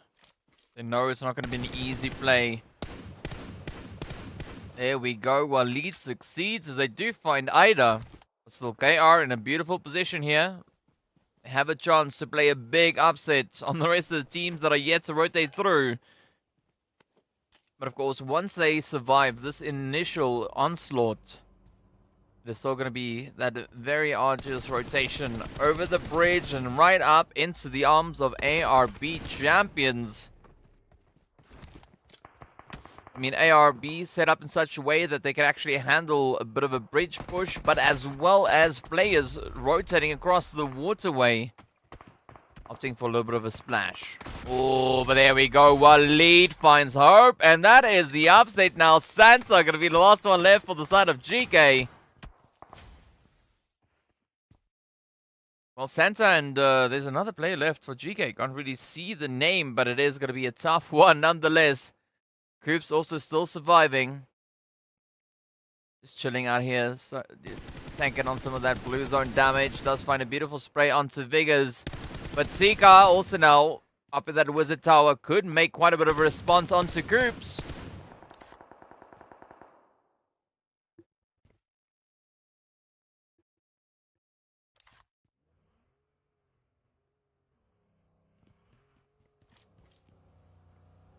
Alright, so Ragnar, Santa, the two remaining hopefuls. Now for GEEKAY, trying to swim their way across. Patika going to be looking for the res up on Vigors. Coops just showing that weight ability, right? The patience, the discipline. Oh, but it's going to be Slime Machine though, all the way over on the east. Just ripping it up as triple. Comes flying on by. Imad now the last hope for the team. Was now forced to do a little bit of a drift. Up comes Steezy. Down goes Steezy. Oh, that was Fashe though. Good play from Imad. But Steezy coming in with a great assist. And that is the end of the road for triple. 3 eliminations to their name. Conqueror now going to be looking to apply a little bit of pressure here onto ARB. GEEKAY about to touch a bit of dry ground as well. KR, R8, W7, and NIGMA still caught out towards the north.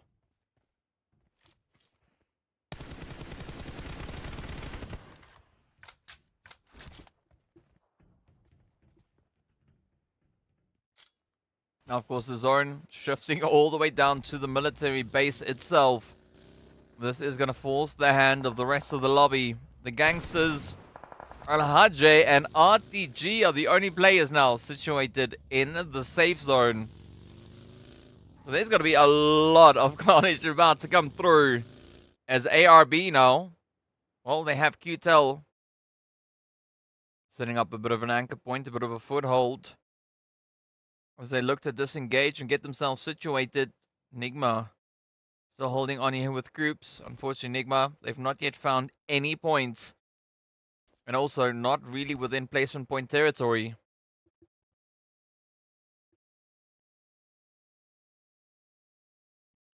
Coops now waiting quite diligently here for Prestige to make a bit of a play. Oh, in the meanwhile, it's going to be the end of the road for Quest. Very unfortunate sort of events. But here we go. GEEKAY. Well, they've made it onto that southern island. ARB letting them get on for free. But it's now down to Santa. W7 rather are going to be losing one lead, and down they go. Valiant effort though, 4 eliminations to their name.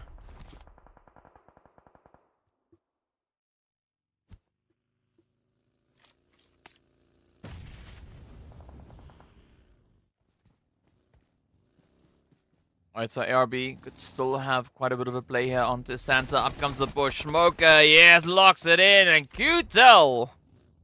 Hey. Gets the hit. And GEEKAY gets shipped out with 3 elims. Now, all the remaining teams have points to their name. Vision is going to be the only one not finding any luck. Ooh, next X. Down they go. Valiant effort. Mexico all the way over on towards that far eastern side. As you can see, NIGMA. Oh, going to be trying to lock it in as Koops finds quite a bit of damage. Prestige goes down, but Koops will not be getting that hit, though. Oh, down they go. Oh, no, wait, actually, Koops to get it. Well done. The blue zone doing its thing. The players falling left, right, and center. Ado and Ali, the final 2 contenders left out in the blue. Who's going to be the one to survive? I mean, both of them now well within placement point territory. Ali trying to go out in style. Yes, sir. Nice try. Ado's still going to be tanking quite a bit of that blue damage. Not quite sure if they're going to be able to make it beyond 6th place. Oh, but Galaga though with the spray. Oh, okay. Yeah, Koops only got Waleed, of course, W7. There we go. Thanks, Paulos! In the meanwhile, we are going to say thank you to GONQUEROR Iraq for their contribution here as well, as they will get sent out in 6th place with 7 points. Well played, well played. Of course, the final few remaining teams, right, are going to be ARB, GANGSTERS, Slime Machine, and RTG. With Ado very soon to fall. You see them now relentlessly trying to out-heal the blue. But the moment you mess up the timing on one heal, that is going to be the end of the road.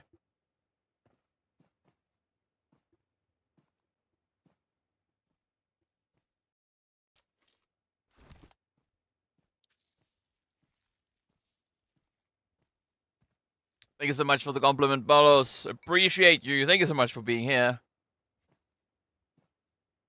But now, let's see how much appreciation is going to come through for the teams within the zone, right? RTG got 1 elimination. Sly on 4, ARB on 2, and GANGSTERS also then rocking it up with 4. I'm not quite sure how many meds Ado has left. Oh, yeah, there we go. I thought it was a little bit too good to be true, but well tried to Ado. Brute Force having then to settle for a lovely 5th place finish. Can't exactly call that a heal strat, but you know what? It was still a very strong effort coming through. RTG. Ooh, Galaga could find the hit, but, well, definitely needs to find a better position because the blue zone is going to try and eat them alive. As we do have Groza and Riva already secured within that zone.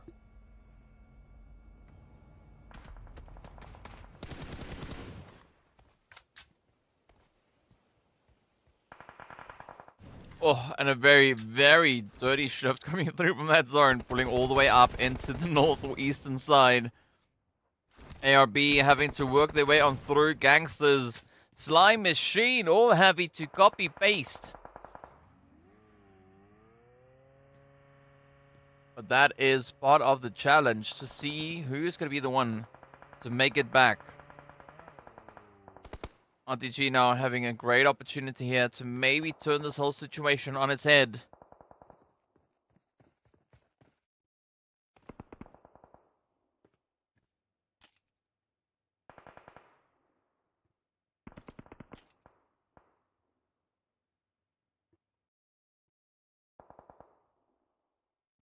So the GANGSTERS have a bit of an opportunity here to gatekeep ARB. But it's still looking to be quite a bit of a challenging play. I mean, Slime Machine also playing very quiet. Holding on to the far south. They're not going to be looking to make any noise. Just sneaking their way on up. I mean, well, they sneak in vehicles, right? FALCONS ARB. Ooh.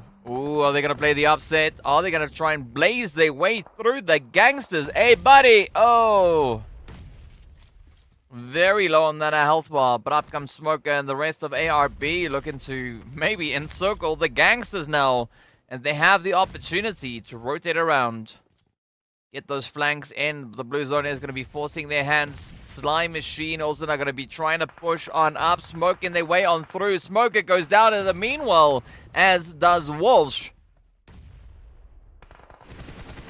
Sly could really play the upset here. RTG also finding themselves in a very similar position, but the sprays are connecting up.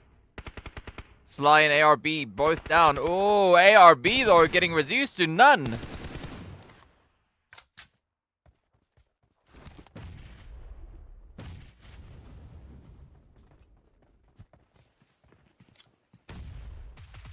Alright, so the pressure is still going to be pretty high. Oh, here we go. There's going to be a bit of a trade-off on either end. Big exchange of utilities. It's going to be Sly and the gangsters. Very focused on each other. This is the opportunity for RTG as Reva locks it in on attacker Jafar. Let's see what they are going to be able to pull on out of this one. Again, the elimination count not sitting that high. RTG on 3, Sly on 4, Gangsters sitting on 5. But that is all as a result of the exceptionally challenging zone these players had to fight their way through. Oh! Several players also falling to that blue zone.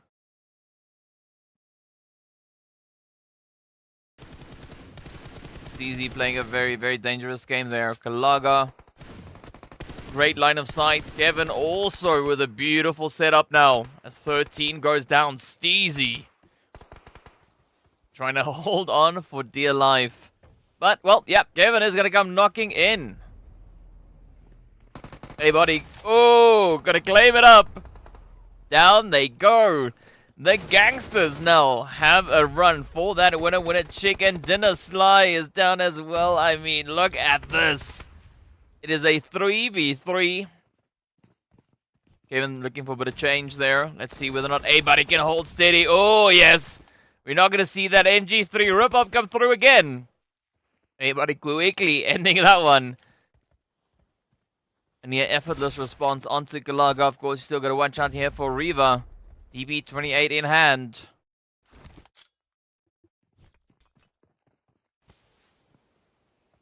This could be RTG now looking to clutch it out. Both teams with a very similar performance when it comes to the overall Erangel. So very even odds moving into this match.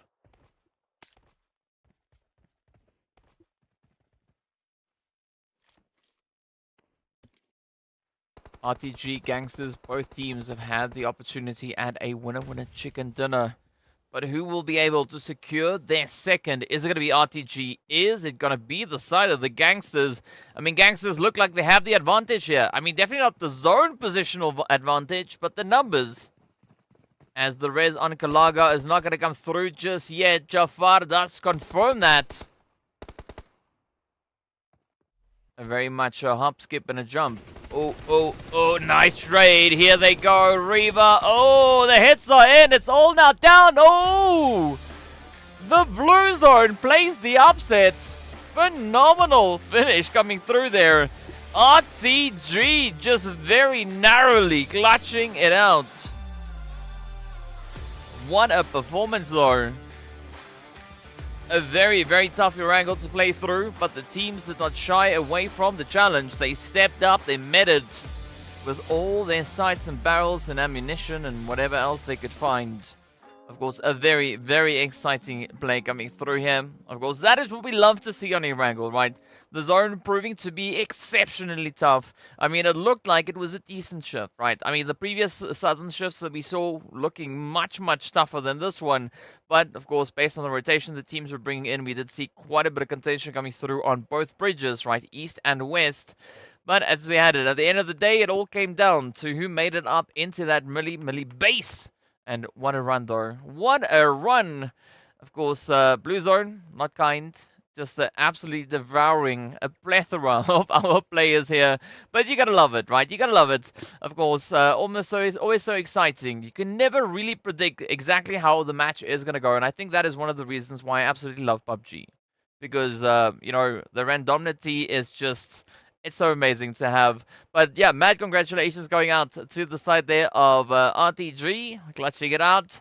Of course, GANGSTERS also with a very, very strong effort coming through, coming so close. But of course, raking in the most eliminations, right? They were able to secure themselves 8 across the board, as we'll see, right? Once we move into those rankings, it's a tough one. I think even if you count up all the eliminations, it only amounts to 54, right? So that means that 10 players got taken down by the blue zone, all right? Or rather, 10 elimination points weren't awarded because, well, too much blue zone, right? It is what it is. But RTG, though, going to be walking away with a glorious 16 points. 14 going to go over to the side there of the GANGSTERS. You can see Brute Force then picking up their 5 eliminations alongside CONQUEROR, Iraq, and the side of R8. But unfortunately, R8, they have no placement points to accompany that performance. And as we saw, it was a pretty tough match indeed.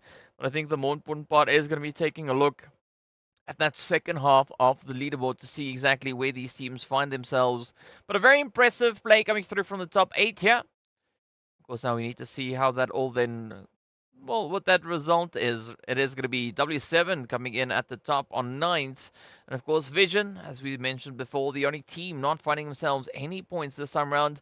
Quest, Twisted Minds, still managing to find those sprays. But as you can see, even looking at the damage, right, it was not as aggressive this time around. GANGSTERS walking away, though, with 1,800. That is quite a considerable chunk of change on that one. Of course, RTG then on 1,100. GEEKAY coming through with 1,000. But only finding 3 eliminations. So I think the highest conversion rate, though, is going to go to the side there of RTG, I think it is. No, it's R8. R8. Getting 5 eliminations out of 895 damage. Galaga is going to be stealing the show with the most damage and the most eliminations. Neo's going to be coming in with their contribution with regards to that utility finish, as well as the longest hit. And of course, well, Jafar, well, as you can see, they're coming through with quite a bit of a rotation distance. That means that they started from afar and just kept going. So, yeah, well done to all our players here. Very impressive stats to come through. But, of course, speaking about impressive, let's take a look at a few of these beautiful highlights from the last match. As I think this was one of probably the toughest Erangels that I've seen in my casting career. So, you know, big respect going out to these players.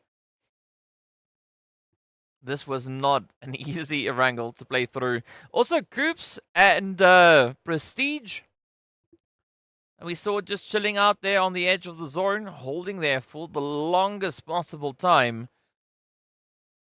Then, of course, Coops unfortunately not managing to get that second elimination due to the blue zone doing what it did. But at least they were able to find Waleed. And we'll see all of those now play out yet again. But I mean, that is scary to think of, right? That 10 eliminations, right? 10 eliminations. Oh no, wait, well, 8. Actually, I have it here. It's called Chuck Norris. So Chuck Norris, or Nucky Charis, whatever you want to call it, getting themselves 8 eliminations out of that map. But of course, as we look onto our overall standings, it is going to be NIGMA sitting with a very glorious 142 points to the name, right there up at the top. RTG, as we did see, bring in a beautiful shift all the way up in towards 7th. Also W7, as we'll see, just a little bit further down. There we go. W7, they've now also then moved up into 17th position. So those are the only 2 shifts that we've had based on this last match, right? RTG moving up 3 slots, and W7 moving up 1. So nothing really all too crazy happening. I mean, it's a pretty consistent play across the board.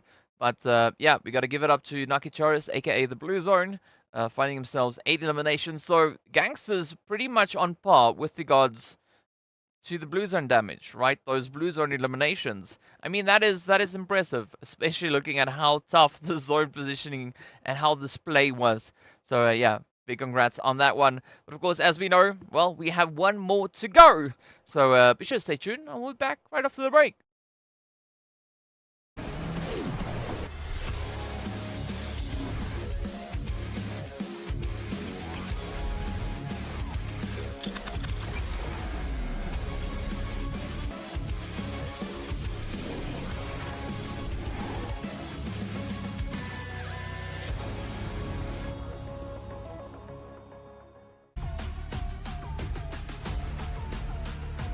عبودي كشف ليفو بهذه اللحظة أما قبل ديكا أنهى ديكا ودك حصون الكراش جيمنج ثامن إقصاء يا دامي، سجل عدك يحتاج إلى ظهور عالي. هنا الإعادة بالإعادة إفادة، هنا الإفادة كل الإفادة تأتي عن طريق كريزي. والله كرد بدفاعات رائعة جدا وعالي يقصى.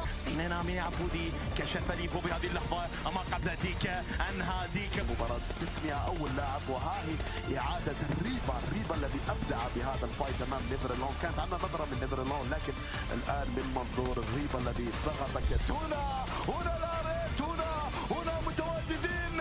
قلعوا دمج عالي على اللاعب الأول.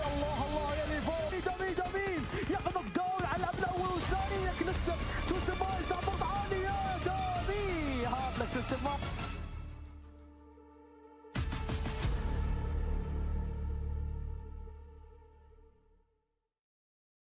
Alright, so this is not going to be deja vu. This is going to be match number 4, right? We are heading right back into Erangel to see what our teams are going to be bringing in. Hopefully, for their part, I hope that we're not going to be having as challenging of a Erangel for the final one here of today. This, of course, is our third Erangel on Erangel Day. So happy Erangel Day, everyone. But, of course, sometimes we need to see a bit of an upset come through. I'm hoping this time around the teams will have a little bit more of a comfortable run with regards to how that zone is going to be shifting up. Of course, we still want to see them be challenged, right? I mean, I don't want it to be a walk in the park. But the last one was a pretty nasty one. So hopefully things are a little bit more kinder this time around. Of course, if we do see another sudden shift, I do think the teams are going to be feeling a little bit. They're going to be feeling a few things with regards to those sudden shifts. So let's hope for something going somewhere else, right? Maybe up north, maybe east, maybe west, maybe central, just anywhere other than down south. Of course, we are going to be finding out exactly what these teams will have in store for us as we are loading up with Erangel.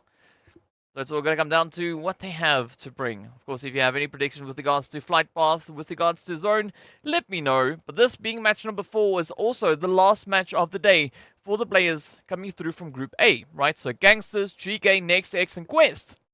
This is it, right? This is where we draw the line for them. So let's see how they are going to be performing. Of course, now we are going to be jumping straight to the action. So we have the addition of IKURD, NASR, ONYX, as well as FALCONS that are going to be joining us out on the battlefield, looking to spread their wings and let it fly. You can see the ONYX, Ravens, and the FALCONS, both teams there. Well, in slot 7 and 8, right? This doesn't have anything to do with what we could be seeing. But again, a nice centered up flight path coming through here. So let's see if the flight path is going to have a nice comfortable accompanying zone.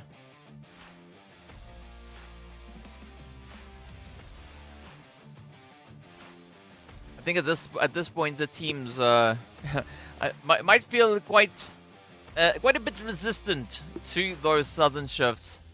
Frank saying that NIGMA are going to be up. Well, are they going to be up and away, or is it just going to be up? Right. We'll see. I mean, it's a big shout out going out to NIGMA, but unfortunately, well, NIGMA's not here, so we're not going to see them. So they definitely are up, and not present. But in the meanwhile, let's see where that zone is going to pop. Oh, all right. Okay, cool. Right, that's nice.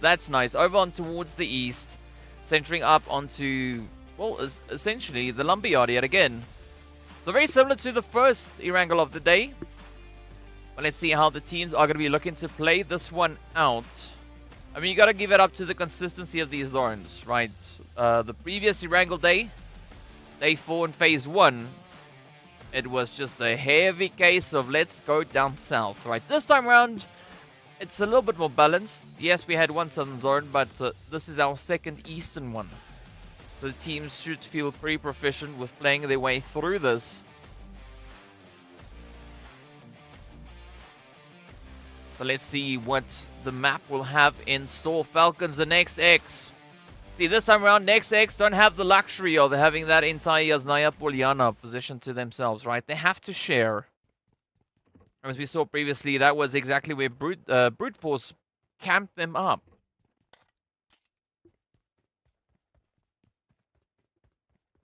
But here we go now, triple making their way through, having a little bit of that farm action. And Mud, though, all the way towards the far edge of zone. Not quite sure why they're playing such a wide split, but you know what? To each their own. Let's figure out how they're going to be looking to perform for the remainder of the zone, what that rotation could be holding.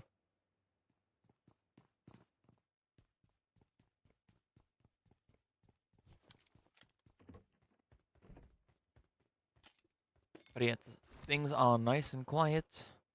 A little bit of that peace and quiet, a little bit of tranquility coming through here.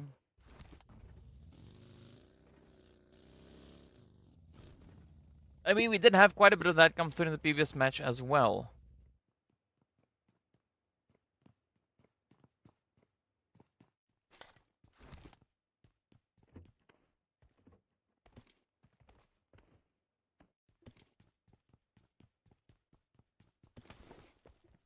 Alright, so our first zone is going to be closing up. And we've had a whole lot of looting happening. Aside from that, not much else has happened. Right, we have seen a few players moving from one position to the other. Exactly like Wes is showcasing to us here. Showing us exactly the strategy when it comes to picking up loot. Oh, very effortless strafe, picking up that level 3 helmet. Like that technique.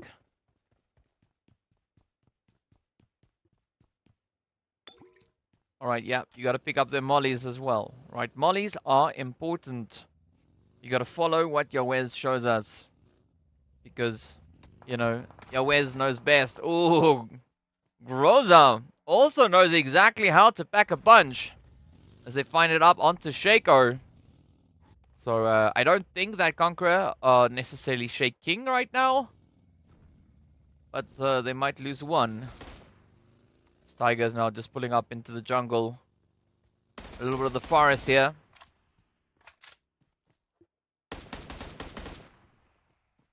And that is it. The first blood. So if you were to predict that Conqueror were going to be the first team to lose a player, you would have been right on the money. But nobody said anything, so I'll take it for what it is. The first point is going to be locked in for RTG. So RTG now sitting on, well, they came into the match with 55 eliminations in total on Erangel. That now being number 56.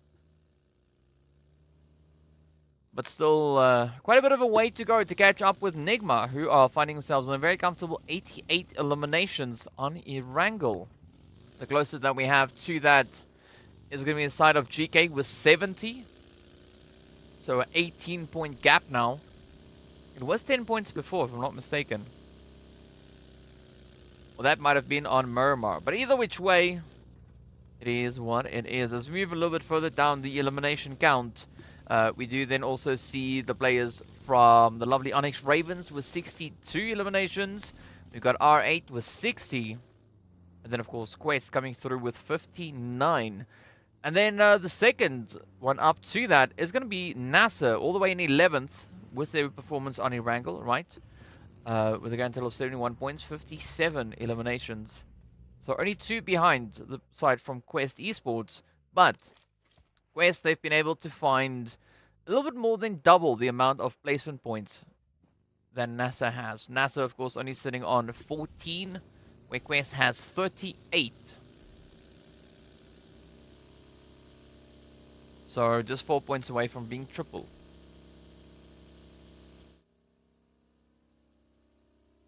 But either which way, speaking about triple, well, there we go. It is going to be a Mud. Now getting encircled here by Crazy and J7. Alright, there we go. Shout out coming through for Twisted. Ooh. I mean, shout out for Twisted is pretty much the same as the shout out for NIGMA, as they're not in this lobby currently. They'll be joining us for the last match over on Sanhok. A little bit of crazy action coming through here as Mud does secure the knock. Oh, will the follow through come in? Oh, it's going to be a result. Trying to find J9.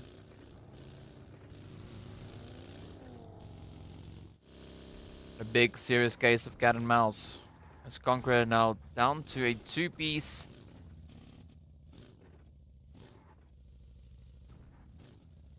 Not quite sure what's cooking with Tiger. Ooh, alright, so they were just sorting out their loot. Here we go though, Triple. They want to try and find a little bit more action. But you got to give it up to CONQUEROR Iraq though. I mean, they are very open to sharing, right? Because they shared one of their players with RTG. They shared the other one with Triple. Let's see who else is going to get a share of that CONQUEROR Iraq action. In the meanwhile, there's going to be Quest. Pretty close to Potato Hill. You can see Kante, Fidan, and Easy already being situated right there with Al-Hajj doing Al-Hajj things. Holding off a little bit more towards the south as we wait to see where the zone is going to go. Ooh. Up onto Malta it is. So we've also sometimes seen the zone pull over to that eastern bridge when it shifts like this.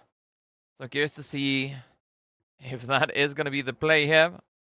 I don't think it's going to be... There's a high probability of that happening really at this stage. But let's find out. In the meanwhile, it is going to be a big, big fight for center zone possession.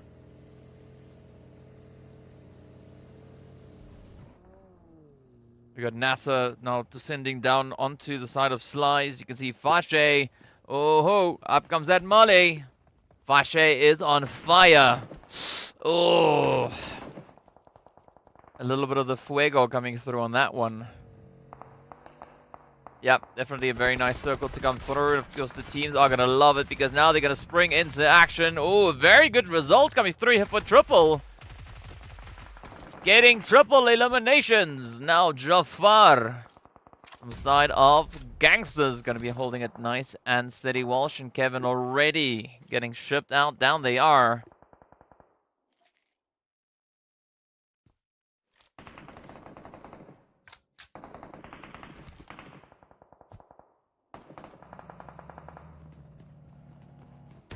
Up comes next X, looking for a bit of a jump in on Vision. Oh, but Mexico and Threezos will go right on down. See, I said before, you got to watch Yawez, and Yawez is, well, showing us how to strafe on through already with 2 eliminations up. And with that, we say goodbye to next X, the first team.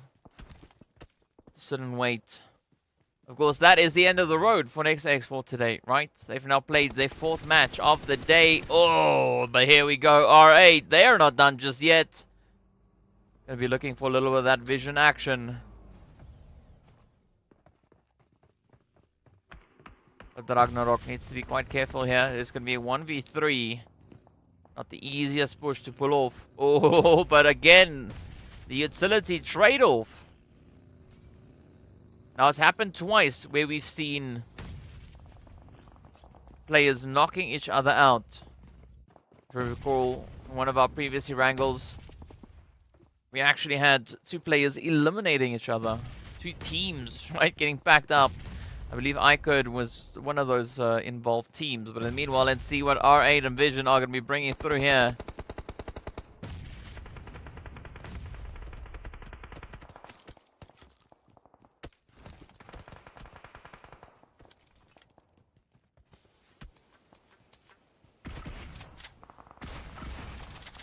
Alright, definitely going to be looking to step it up as they do quite a successful run at the expense of Vision. Vision been having a pretty tough time on Erangel as they now get closed up with only 4 eliminations to their name. Of course, coming into this match, they were sitting with 44 eliminations and 15 placement points for a grand total of 59. So, of course, we can add these points now to the tally. But still, Vision, they've been having a bit of a tough run. Right, Erangel not being all too kind to them. Sanhok, a different story, right? They have a little bit more success when it comes to the lovely Sanhok map.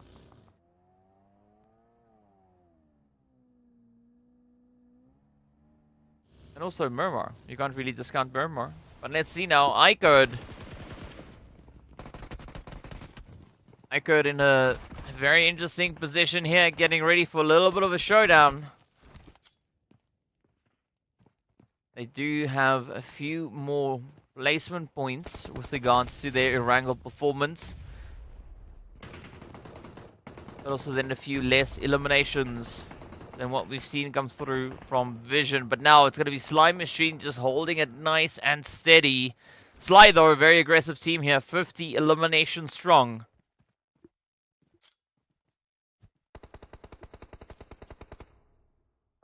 So this is definitely going to be quite a bit of a challenge now coming through for the side of IKURD. Looking to see if they can get that breach in. Looking to see if they can get that push, that angle, that play. That is going to be a pretty tough one. Because we've got R8 and the ONYX Ravens as well as NASR sharing the space here with them.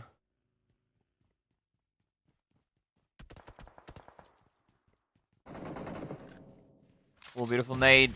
Oh, that comes so close. Saleh almost on the money on that one.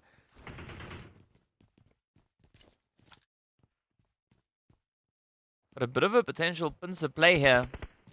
Either from ONYX Ravens onto the side of IKURD or the other way around. Late now getting dealt with a little bit of damage.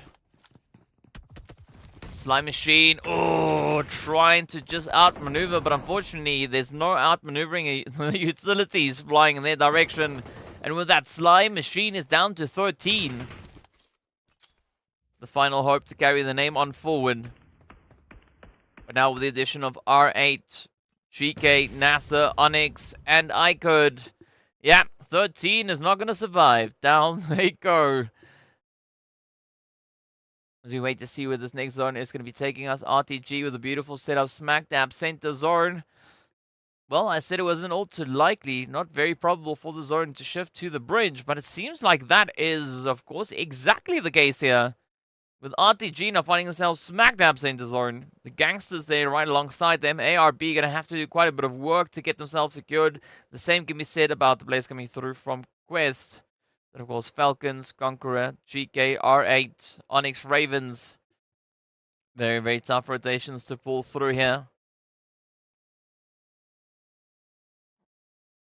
R8 now coming through with a bit of a bait. Ooh, there we go. Prestige has been found, as has Hope. Alright, so a good 1-for-1 trade on either side. Ooh, Ragnarok now just ripping it up onto Gaith. Now it turns to Ragnar, the final hopeful, as R8 and GEEKAY are getting ready to get right down to business. Ida does confirm Santa.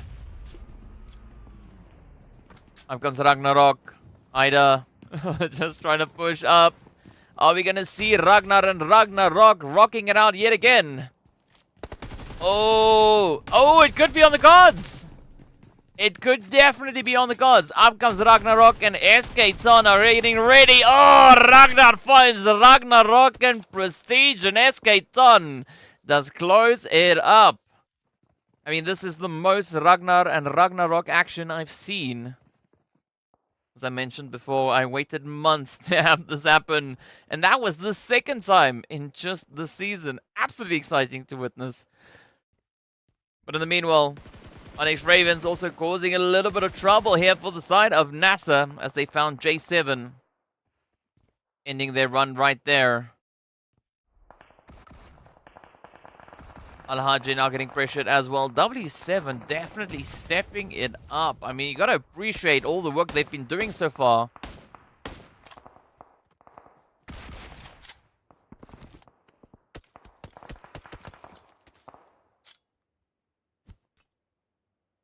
Alright, R8 gonna have an unfortunate play though, as they will get stopped in their tracks. At least though, R8 with 8 elims. It checks out. Let's see what our remaining 11 teams are going to be bringing to the battlefield. As there's a lot of opportunity now to rank in a few more points. ARB, the Gangsters, as well as Quest could do with a few more, as they've not yet found any eliminations. It's going to be Fidan. Still going to be looking to see if they can maybe find a bit of an opportunity. ONYX Ravens going to be sneaking their way on through.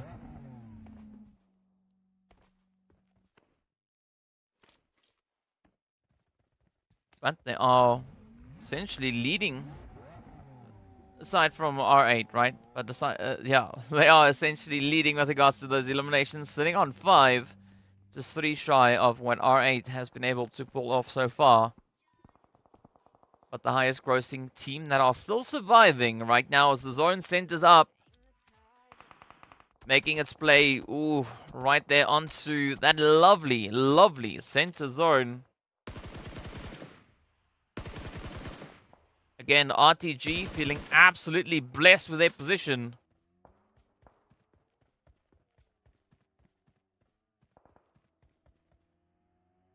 So let's see how NASR, ONYX Ravens, Falcons, Quest, CONQUEROR, W7 and ARB are going to be looking to get themselves situated. As we essentially have 4 teams now locked into zone. The rest of the lobby still having to push on forward.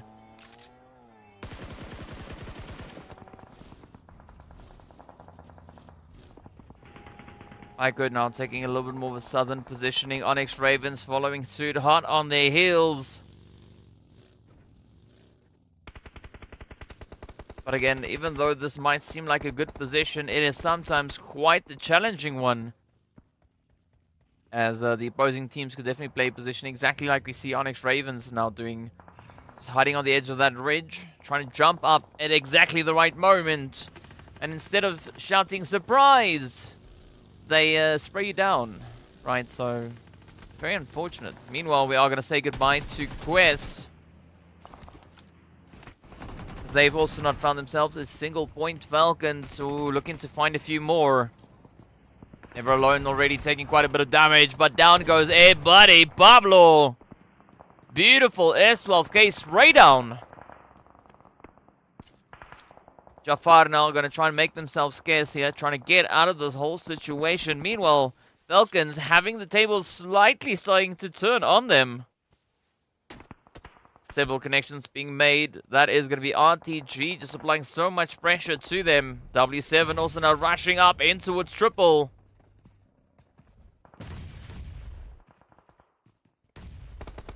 Seems like W7 are going to look to set everything ablaze. Oh, it is utility just raining down all over the place. And again, right, a misbehaving tree has to be put in its place as well. No warning shots this time around. Instead, just a full nade getting sent away. Up comes Bandar, now looking to defend. Oh, they do find Dika, but it's not going to be enough.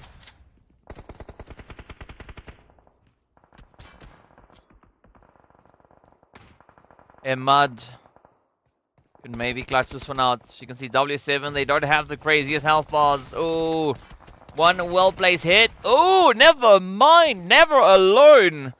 Playing the third-party angle. Does end it right there for triple. IKURD also now coming under heavy, heavy fire. Having to settle for an 8th place finish.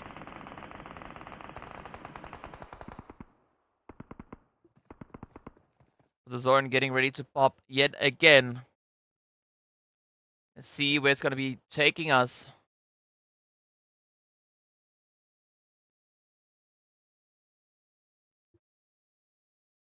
Alright, so no over-aggressive shift, but it is definitely going to be quite trying for the teams up north.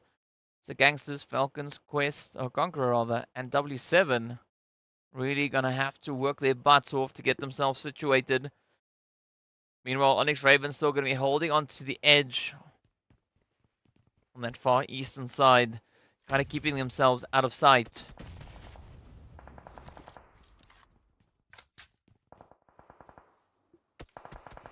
But here we go. Now the final attempt coming through here for CONQUEROR. J9 and Tiger. Ooh.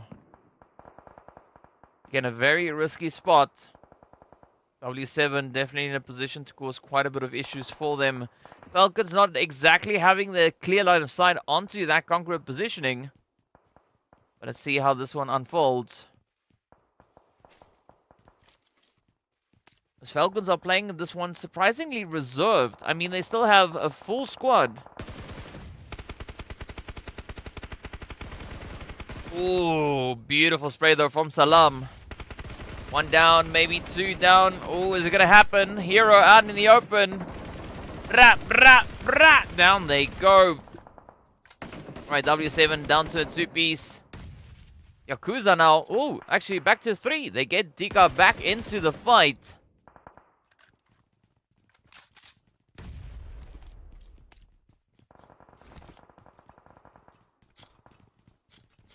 But now the hard work comes for the Falcons. We're trying to push on forward. W7 also now doing whatever they can. Oh, but unfortunately not a lot of good viable options. As it's now down to Yakuza and Walid. Yakuza rotating up as well. Jafar about to get jumped as the Falcons get ready to move on in. Yep, a very effortless nade coming through on that one. Falcons now just locking in their 5th elimination. Up comes the push though. Conqueror Iraq now using the opportunity presented to them to try and see if they can potentially maybe even bounce back.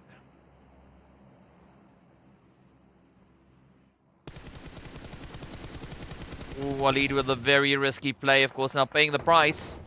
They get taken right on down. Kalaga with a very quick reaction there, but RTG going to try and lock down center zone.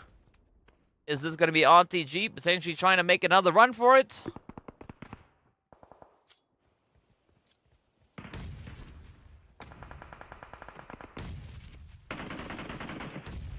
Oof, absolute bombardment coming through onto the side there of Conqueror Iraq as they'll have to settle for a 6th place.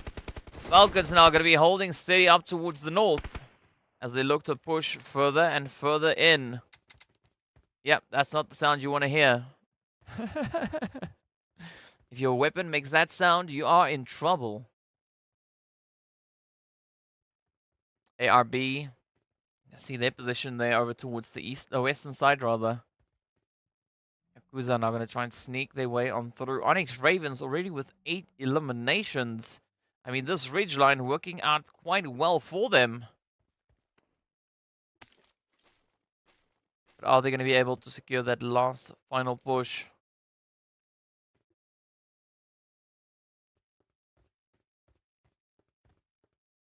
RTG with a good compound to hold.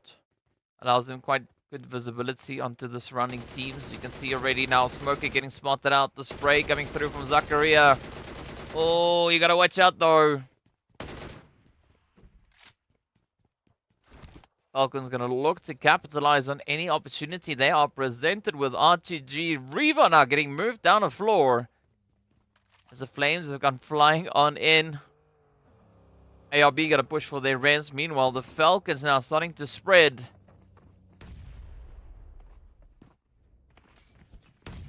Leaving Never Alone behind just for a little bit of that overwatch, just in case they need to retreat. But now, Salam Damar Pablo having a good opportunity here to rush on to Riva. You see Groza, Zakaria getting himself set up, ready for a bit of retaliation, a little bit of that defensive strategy. But it's all going to depend on how the Falcons play this final position here. Oh, yep, there we go. Never Alone getting spotted. Down they go. The Falcons now going to make that dream work.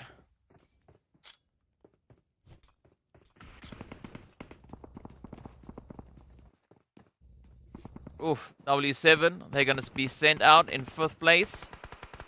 So no continuation on that end. But here we go, though. Oh, nice bit of a spray. The barrel. Very exciting weapon to use.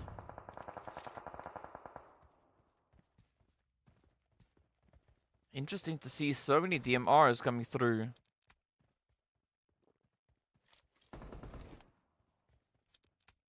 Or the LMGs, rather. Oh, Groza with the AWAM in hand. Hey. Looks to send it out. Oh, tries to hit them in the knees. As we know, they kind of need that. Oh, dirty hit onto Saad.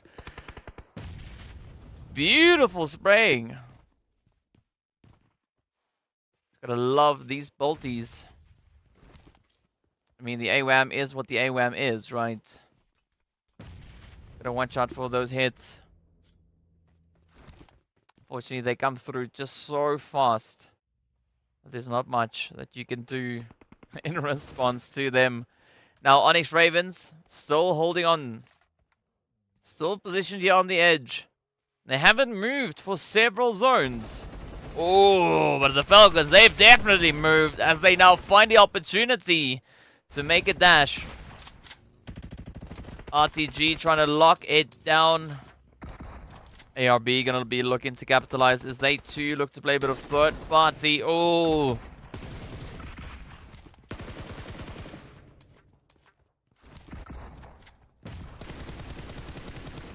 Alright, so it's gonna be QTEL locking it in.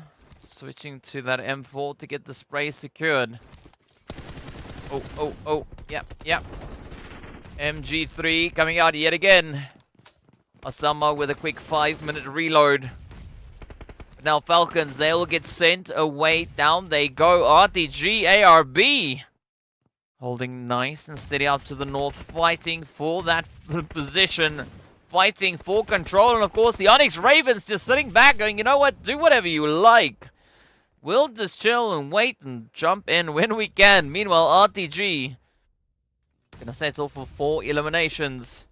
ARB champions down to 1. It is gonna be up to QTEL to defend the honor.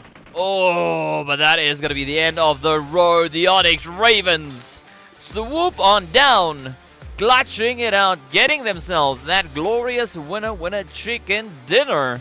What a phenomenal job. What a phenomenal job indeed doing so with 15 eliminations to their name. Yep, all you can do at this point is try, right? If you don't succeed, well, try some more.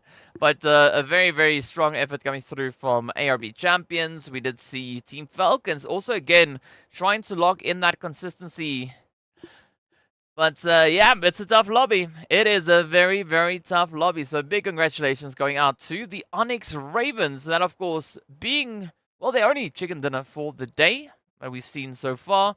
But also then their second one for this phase, as well as, well, the fifth one. The fifth one for the ONYX Ravens. So well done, well played.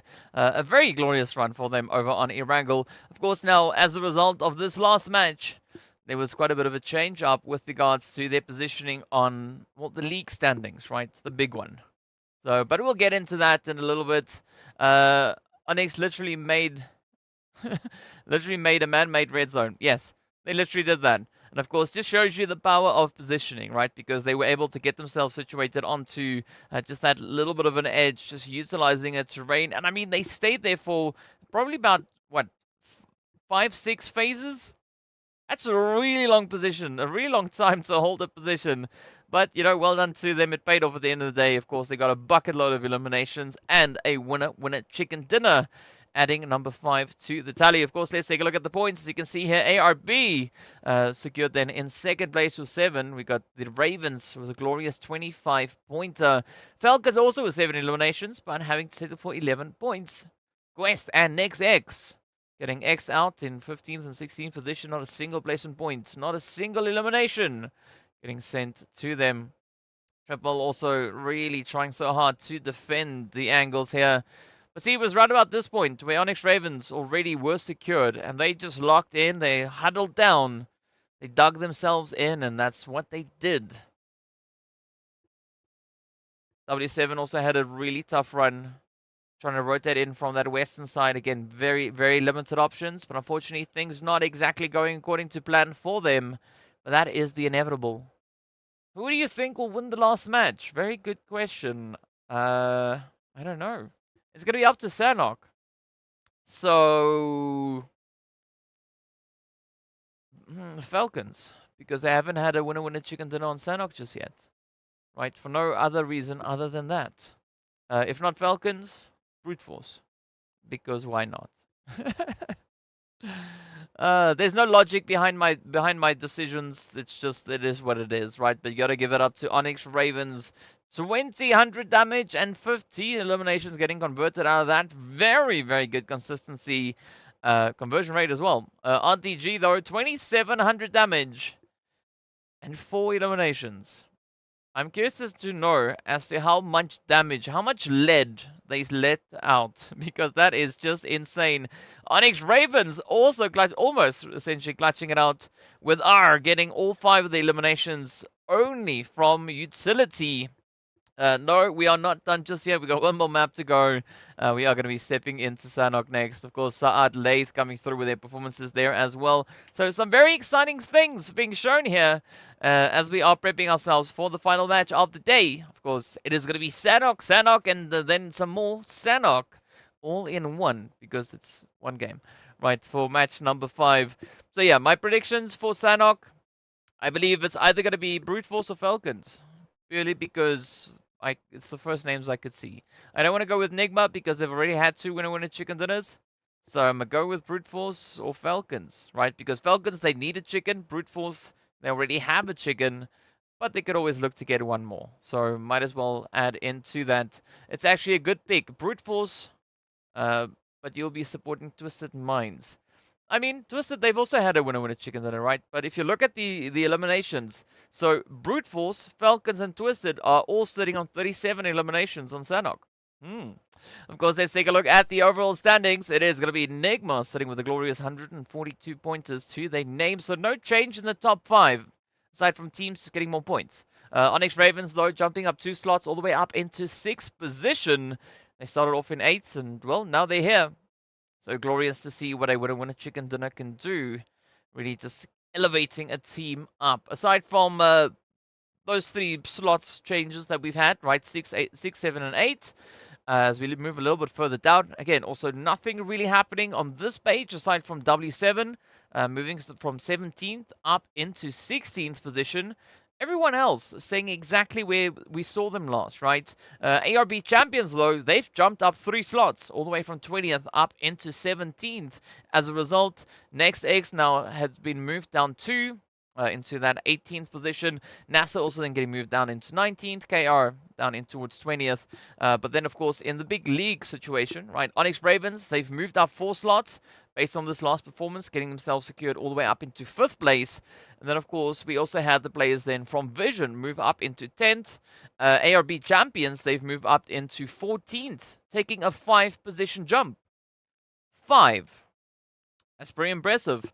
W7 also then moving up 1 into 17th, right? So there's going to be a lot to come down to this final match, of course, to give you a bit of an idea. This is what the averages look like, right? With GEEKAY, NIGMA, Brute Force, Falcons, and Twisted. But as we know, GEEKAY, they're not going to be playing this match. They do, however, sit on 51 eliminations when it comes to Sanhok. So 51 eliminations out of 7 matches, right? So they run on an average of about 7.29, as you can see there. Then, of course, aside from them, we don't have any other major crazy heavy hitters. Right, everyone else pretty balanced with regards to those eliminations. NIGMA sitting on only 32, which is less than Brute Force, Falcons, Twisted, even less than R8. Right, R8, they've got 36 eliminations. As I mentioned before, 37 is what Twisted, Falcons, and Brute Force sit on. So some very interesting stats coming through there. Usually, you know, we know NIGMA, quite an aggressive team, but as we also saw in the previous season, Sanhok not necessarily being the map in which they perform. I mean, they don't put a lot of focus on performing well. They can. We've seen it. 2 winner chicken dinners, right? But, yeah, they definitely play for placement points instead of eliminations. NASR is a very good team when it comes to the gunpowder, but they are struggling making it up into those last zones. Yeah, I mean, I don't really know what to make of that assessment on Sanhok because we've only seen a few of them. I mean, NASR sitting right in the middle of the board with regards to the overall performance. They've been able to find themselves 18 eliminations and only 10 placement points. So I don't really know, right? It's less than half of what R8 has been able to secure. So I don't think we can make a big major assessment as to Sanhok because we only have 15 Sanhoks being played throughout the entire league stage. So, yeah, I mean, we do, however, have a lot more Erangels and Miramars, right? We've got 30 Erangels across all the phases, as well as 30 Miramars. So, there's a lot of them. But, of course, now, looking at what we could potentially be seeing here, I definitely think I'm going to stick with my initial answer, right? Brute Force Falcons. I think it's going to be either of those to get the winner chicken dinner. The other reason also is because both those teams also then sit with 37 elims each, 20 placement points each. Brute Force, they've got a chicken. Falcons, they don't. Falcons, they've already played 6 Sanhoks, where Brute Force have played 7. So, yeah, let's see how that one is going to go. NIGMA Galaxy for the win. Sure. I mean, they do have 2 winner chicken dinners. Maybe they could potentially try and get a third one. They have about a 25% success rate when it comes to those winner chicken dinners on the map itself. But yes, Sigma Galaxy. That's the different version. We've seen Ligma Galaxy. Now we've seen Sigma Galaxy. Of course, we know NIGMA Galaxy. Yeah, let's see what other versions of that name we'll have come into the chat. But of course, as we know, it is time for us to get ready because we are going to be hopping on the plane. So if you want to make any predictions as to where the zone is going to be going, let me know in the chat, right? If you have any prediction as to who the first team to go out could be, who's going to be taking the chicken dinner, let me know. Drop all your predictions that you want. Who's going to get the first blood, right? There's so many that you can choose from. Let me know in the chat. But in the meanwhile, we are going to be stepping into the match to see exactly what these players will have to work with as we look at a very, very colorful airplane making its way on through.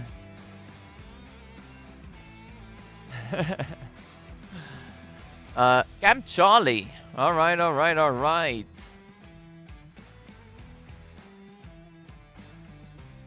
That's one prediction that we've got coming through. Is that for the zone? Well, that's the only question I asked because, as we know, flight path doesn't matter all too much when it comes to Sanhok. Even one like this that is really leaning to the west. Right, that's fine. Oh, they got a Kampong prediction coming through. All right, let's see whether or not Kampong is going to be on the cards. Of course, another thing to remember is that sometimes this flight path takes forever to pop up. So let's see.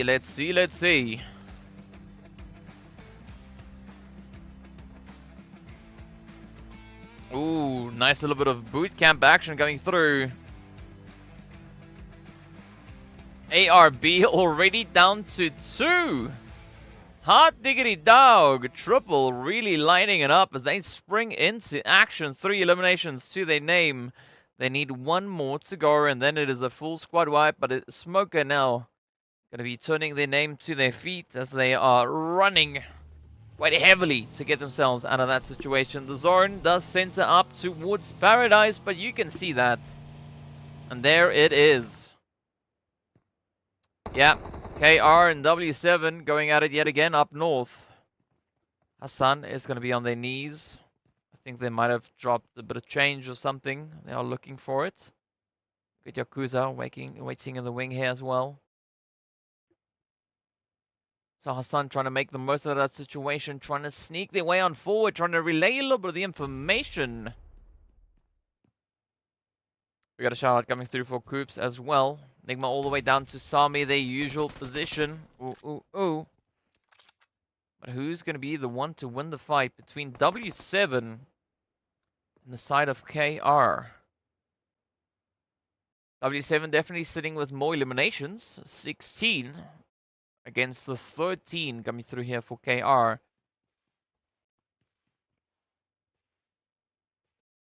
But KR, they've played 7 matches. So that's a little bit less than 2 eliminations on average per match. W7, they've played 6 and they are sitting on 16. So, you know, the odds leaning ever so slightly in favor here of W7.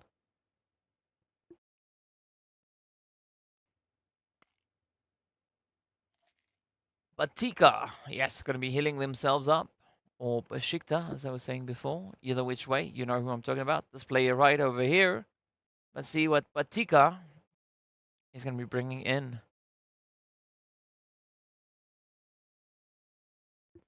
Again, if you got any predictions to make, now would be the time to give them.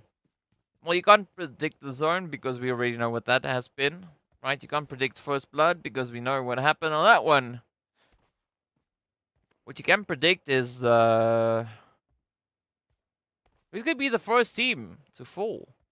Right? ARB holding on to 1, but that doesn't mean much at this point, as Smoker is playing a very serious game of hide and seek. It could be W7. It could be the side here of KR.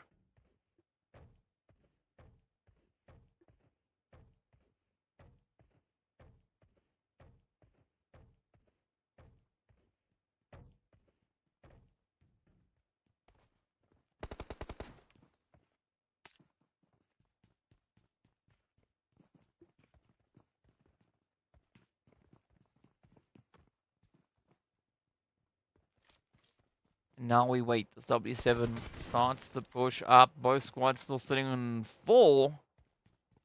So very even odds with regards to the firepower. Ooh. Unless, of course, we see a rush like, oh, like that! But Zika, though, like a ticking time thing, and then getting the hits in. Hero following through with the AKM. Oh, beautiful hit.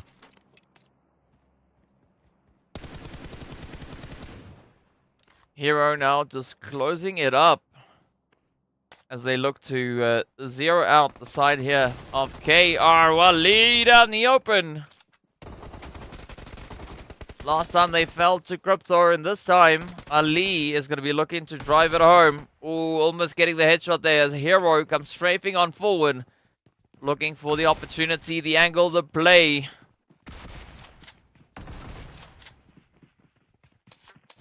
But it's a serious case of can't touch this. It's a 1v3. Oh, you gotta watch out for them headshots. The DBS is absolutely devastating, so don't be silly. NASR, surprisingly, goes down first.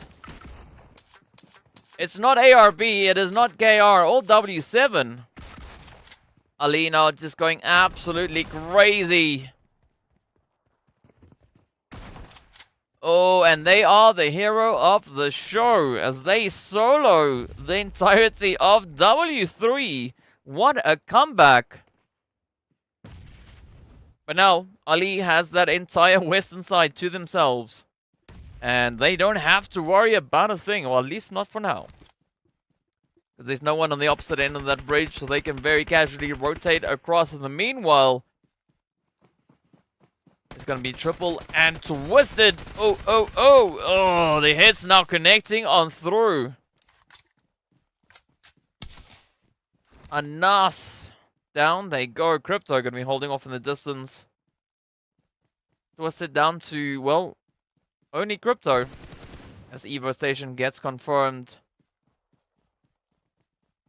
Some very surprising plays coming through on this one. I mean, Triple essentially taking down Twisted. I mean, Crypto can still play a big major upset here. NASR also then fell. Oh, up comes the rush. The play, the spray, it's all going to come in. Damn, now getting hit with a nade.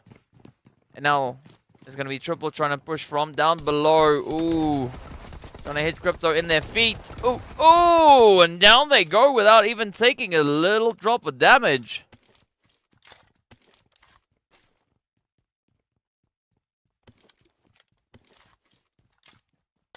This news just in.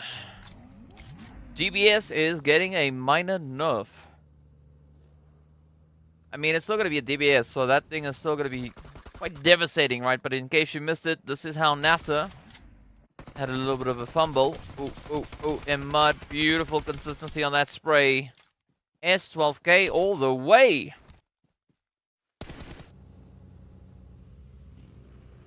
Because they started to split up, right? Because they were pushing in on the side of NASR. So, based on how they handled the situation with NASR, they took a little bit of a spread. Then Triple came rushing in, playing upsets, and then boom, boom, bang, down they went, and that was the end. And that is pretty much a very accurate summary of what we just saw. In the meanwhile, you can see Vision also now feeling a little bit of that pressure as RTG just up ahead there. Going to be applying quite a bit of it on towards them.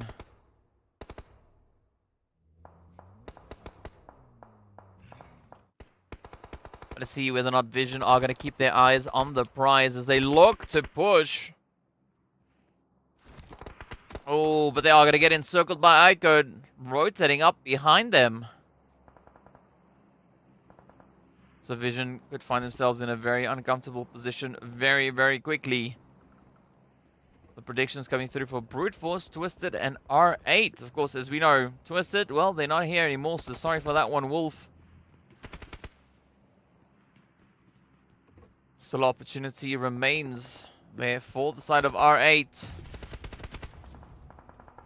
The spray is going to be coming in on towards IKURD. Aram is down. That red is going to come through, but the nade is going to be let loose as well. As you can see, Vision starting to just circle around. Looking for a bit of an opportunity, a bit of an angle, a bit of a play to make.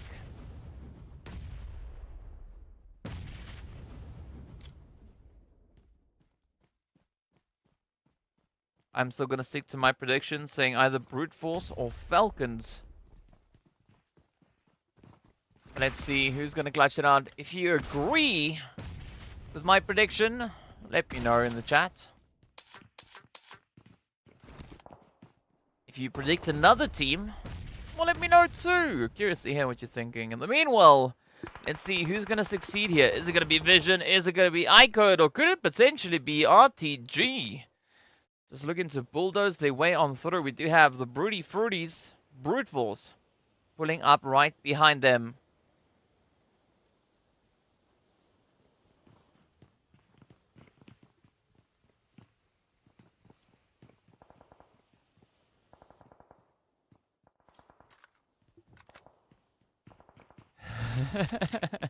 Oh, wow!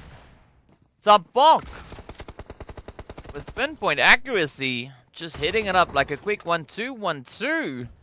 Prediction going out there from Damar saying R8 or NIGMA, Brute Force all the way. Yes, yes, yes.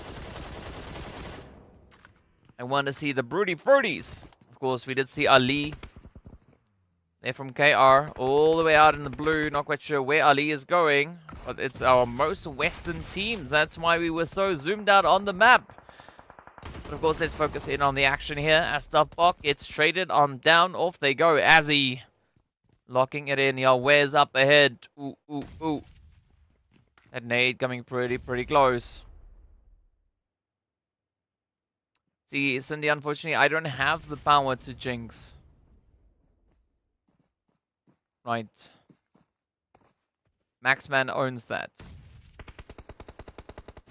RTG, though, getting spotted out. AZ with the very quick reactions. Which is quite surprising, though, for the side of RTG. Let's see. Vision. Oh. Yahweh's having very limited option. I think this time around is because we didn't look at Yahweh's picking up that molly. That is probably why Yahweh's is having a bit of a tough run this time around. But if you envision it, it might come true. Who knows? But with Vision down to 1, yeah, the odds are not looking all too great.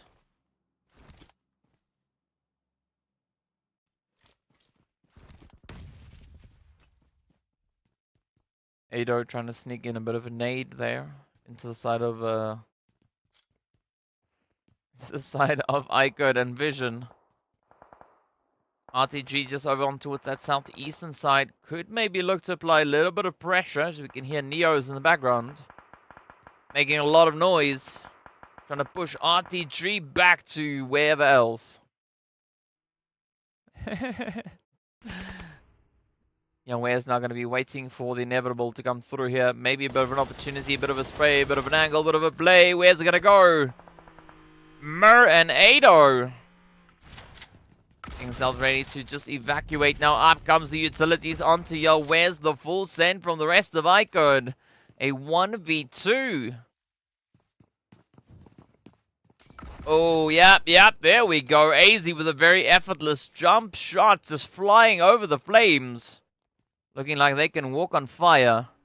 But now, IKURD, well, they need to get themselves now situated back into the safety of the zone. Speaking about safety, Brute Force also tanking on a little bit of that blue juice, but they are going to be rotating along that northern line. We do say hello to Ali, who's eventually decided to join us, right? As they are, again, just holding on the outskirts of zone this time round. Much better than seeing them all the way over in towards Hatin. But that zone does center up onto Paradise. And this could be a play. This could be a play. Conqueror, Falcons, RTG, and IKURD yet to get themselves situated back into safety. The same, of course, is still waiting to come through here for Ali. But KR, with those 4 eliminations up, having a pretty good run.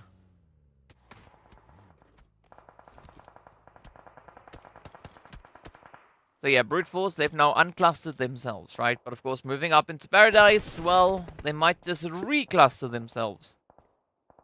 Speaking about clusters, NIGMA, just coming on with a bit of a push here, taking on a 2-2 split. We got Coops and Rauf on the one side. And Freaks and Lord on the opposite. Ooh, Ali though, yep, down they go. We are left with our top 10 teams. NIGMA pretty close to center zone. Falcons pretty close to the blue. Then I'll start to rotate upwards and onwards. See Zakaria and their teammate there from the side of RTG now making their push. Ooh, Groza trying to cause a little bit of trouble here. Never alone. Oh, yep, down they go. Blue zone getting the upper hand, or Nucky Choras as I like to call it.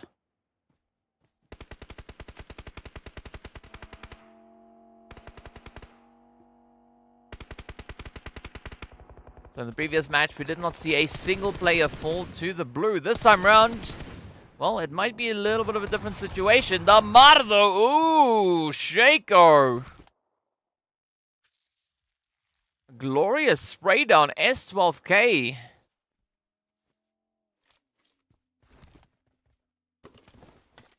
Yeah, we're going to be waiting for that Gachang to come through. I mean, we have been hearing a little bit of it every now and again. Or as I would say, DBS, right? Gachang, it just works, I guess, as well. Right, RTG now going to be pushing from the east. Oh, Tiger and the rest of Conqueror holding steady down on that southeastern side. Yeah, again, Tiger finds themselves in a very, very tough position. But the push is now going to come through as RTG descends down upon them. Or at least Groza is going to be pushing through the zone, pulling back a little bit more.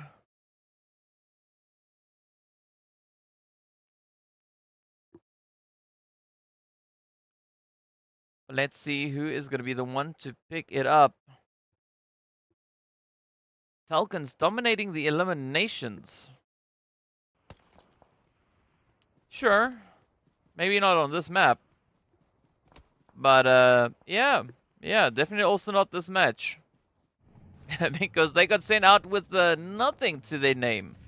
Right? The whole big donut getting locked in.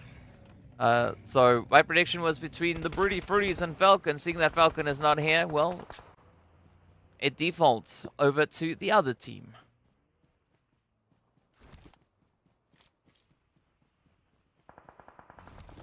Here we go, RTG. Trying to make that push. They have R8 just alongside them, held in the compounds. Oh, NIGMA up ahead, but first it is going to be R8 to come through with a spray, now followed by NIGMA. And now RTG, well, they don't have a lot of options, but fortunately they do have a bit of a split. Oh, Zakaria goes down. Rivan are caught in a very difficult position as we do have the Slime Machine moving in. Attacker staying true to their name. Securing the spray down. Oh, but now they are getting repaid for their efforts. As R8 looks to reach across the way. Still with 8 teams remaining. We will be taking a look at a quick replay here. Zakaria with a little bit of a hit there up onto Crazy.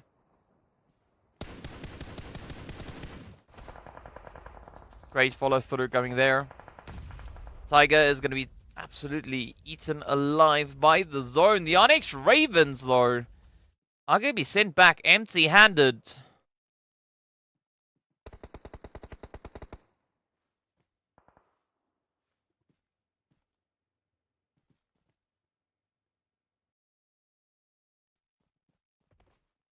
But here we go, the push now coming up as the teams will have to get themselves squeezed on through into this final few zones.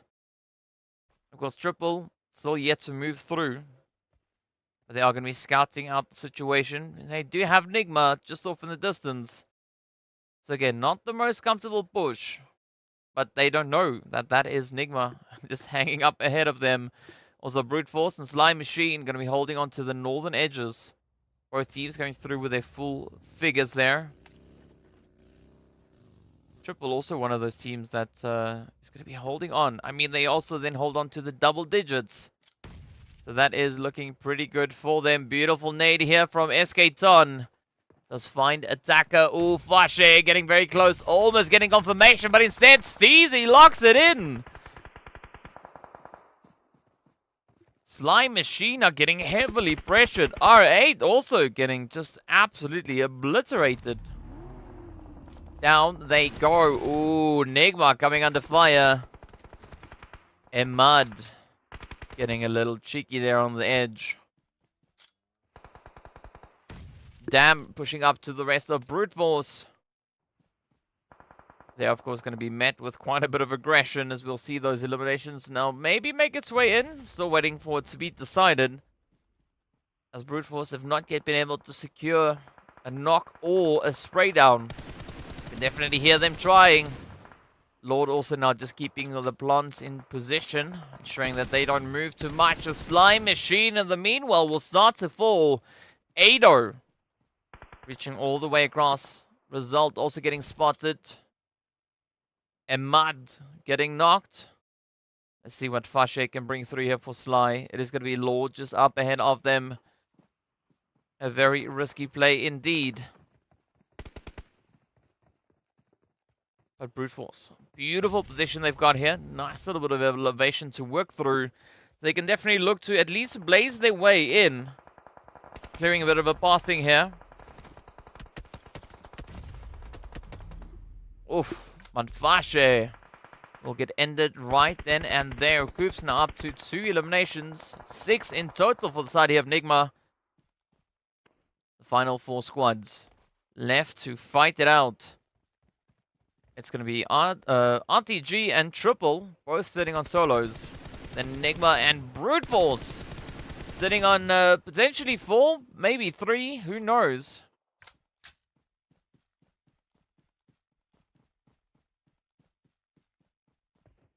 But Freak pushing in for the res onto Lord. As we do say goodbye to Bandar. So that is going to be the end of the road for Triple Esports. Now RTG, Groza. Waiting for a little bit of something to come through here. Oh, hey. Nicely sprayed. As Neos goes down. A beautiful trap being laid right there. But Brute Force now stepping up as they do find Coops. This is going to be the play here to make Groza on a heavy defensive position as Coops gets confirmed. Is now Brute Force down to 1. Mur holding up. Oh, look at that. Look at that, though. Lord with a beautiful nade to find RTG. Now it is a 2v1.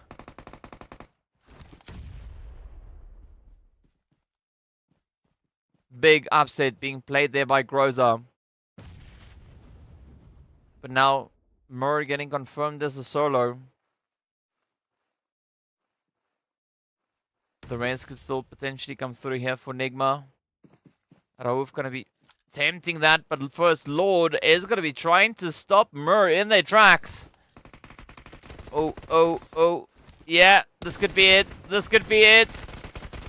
Definitely is it. That is it. NIGMA picking up yet another lovely fat goose. There we go. 2 winner chicken dinners all the day.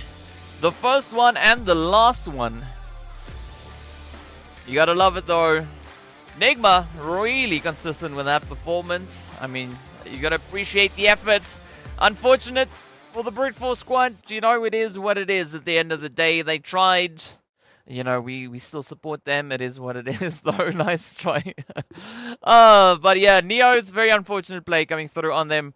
That vehicle situation thing, it is what it is. Big ups going out to Groza, though. That was a beautiful upset to play indeed. Well, that's it, right? That is it. 2 or 3 words. 3 times words. Not quite sure what we're talking about, but you know, it is what it is. NIGMA picking up the double digits, but they're not the only team. Triple also picking up those double digits, and of course we'll be taking a look at that once we venture over onto our lovely, lovely results. But yeah, if you are wanting to dip out, feel free to do so. We'll see you back again tomorrow for the last day of the phase. Day number 5. Remember, tomorrow's going to be a long one because we've got 6 matches, so there's going to be a lot to look at.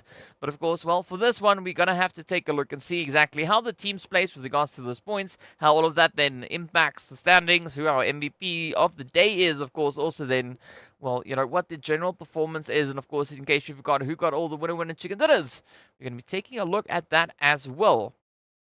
Yes, NIGMA has definitely obliterated the lobby on that one. I mean, not only NIGMA, right? As we can see, looking at the points here, it was also with a big helping hand coming through from Triple.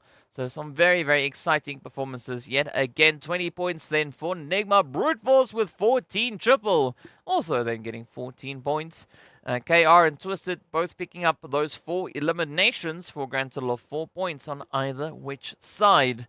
With R8 then closing it off with 3 for 8th place. It is going to be Conqueror, and the rest of the teams then also then sitting on 3 points, as we can see there. But unfortunately, the Falcons and the ARB champions, well, are going to have to champion themselves with no points, because it is unfortunate. Let's see. Yeah, I mean, I think this was a really good execution coming through from the side of NIGMA. They were able to time that push, time that play to almost perfection.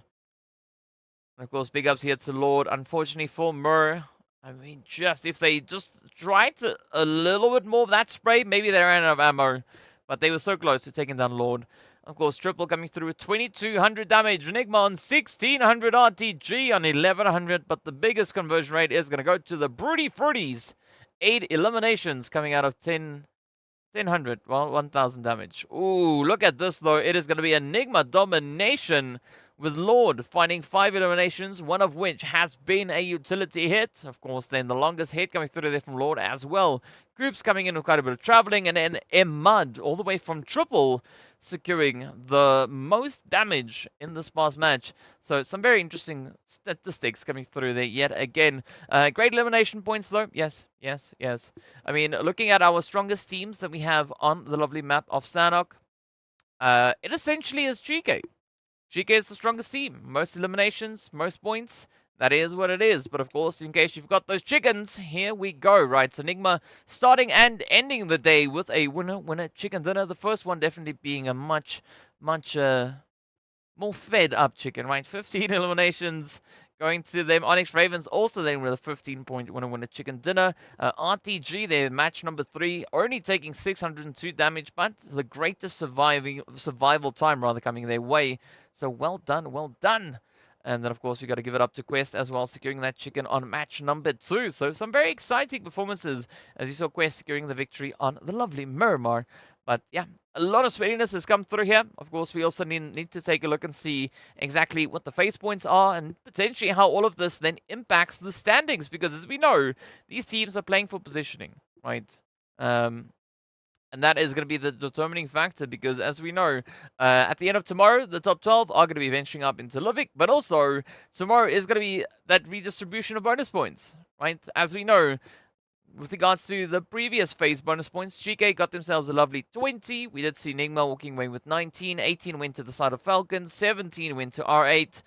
And the rest, of course, as well, right? RTG was 16. And, well, I could read all of it out, but no point in that. Not just yet, right? It is going to start to play a little bit more of a bigger role as we get further and further through the league stage. But of course, now speaking about roles, right, we are going to be rolling into our MVP with Lord sitting there with a glorious 17 eliminations, 2405 damage getting dealt. mean, Lord was doing so much work, even right on the very last match, securing that winner chicken dinner, rushing on forward, just showing pretty great confidence. But that is what we've kind of come to expect from a lot of our players here on the battlefield as well. Because all the way back on Miramar, there was a big upset being played. And of course, here we go, the leaderboard. It is going to be NIGMA still holding on to pole position. RA hot on their heels. 20 points away. That could easily still change up. Of course, Brute Force now swapping places with the side there of Quest-E-SPORTS. So Quest down to 4th, Brute Force up to 3rd. The Gangsters, ONYX Ravens not changing anything on their end aside from the addition of points. We got the players then from RTG swapping places with Falcons. Interesting. Both teams sitting on the exact same amount of points, but because RTG has more chickens in their coop.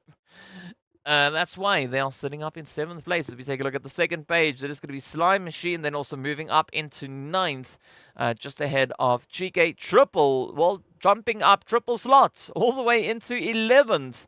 As a result of that, Twisted, Vision, IKURD all having to just trickle their way on down as well. And then from CONQUEROR further down, no changes, right? The team still locked into the exact same position as we saw them in before we ventured into this last match. But NIGMA, they are now up to 7 eliminations in total. 7, right? 4 so far for this phase. So NIGMA having a pretty strong run. The closest we have to NIGMA is GEEKAY with 6. Then, of course, we got the players from RTG sitting on 5. We got ONYX Ravens sitting on 5. But also now, as a result of this last match, we also did see quite a bit of movement coming through in the overall standings, right? So RTG overtook ONYX Ravens, moving up into 5th place.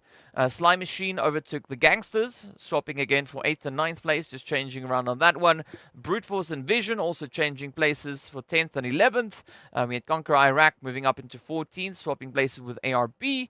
And of course, NASR and W7 trading places as well into 16th and 17th. And KR and IKURD also then trading places. So we had 1, 2, 3, 4, 5, 6 shifts just on this last match.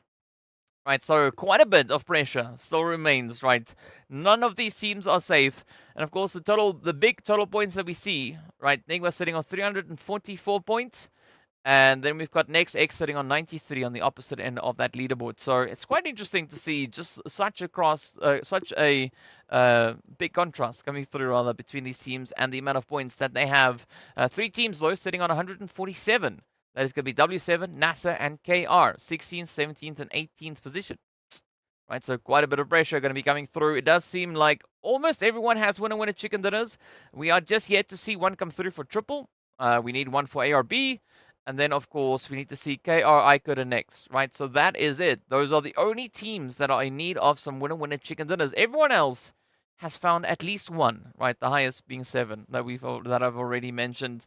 But I think on that one, of course, again, it is going to bring us closer to the end of the day here. NIGMA, though, having a phenomenal run for the day, concluding the day on 63 points, the highest points that we've seen in one particular day. 2 winner chicken dinners, 35, 36 eliminations, and 27 total points. So that gives us a bit of an idea as to what we could be expecting to see come through in day number 5 tomorrow, the last day of phase 2. Of course, tomorrow, 6 matches. Remember that, right? The top 12 going to be venturing up into Luvik, so there's going to be quite a bit to play for here. And as I've already mentioned, bonus points, right? That is going to come through as well. But I think on that note, we are going to be essentially ending it here, right? There's nothing else really to discuss at this point. Of course, we look forward to seeing you all back again tomorrow as we conclude the second phase. And then that means that Friday is going to be quite exciting because that is going to be the start of phase number 3, the final stretch until we get into the finals. So a lot of heat, a lot of pressure about to make its way onto the battlefield. Of course, tomorrow, back to balance, right? We are going to be having 2 Erangels, 2 Miramars, and 1 Sanhok with the addition of the lovely bit of Luvik finding its way on through as well. But yes, I think that is essentially... Twisted needs a lot of muscles.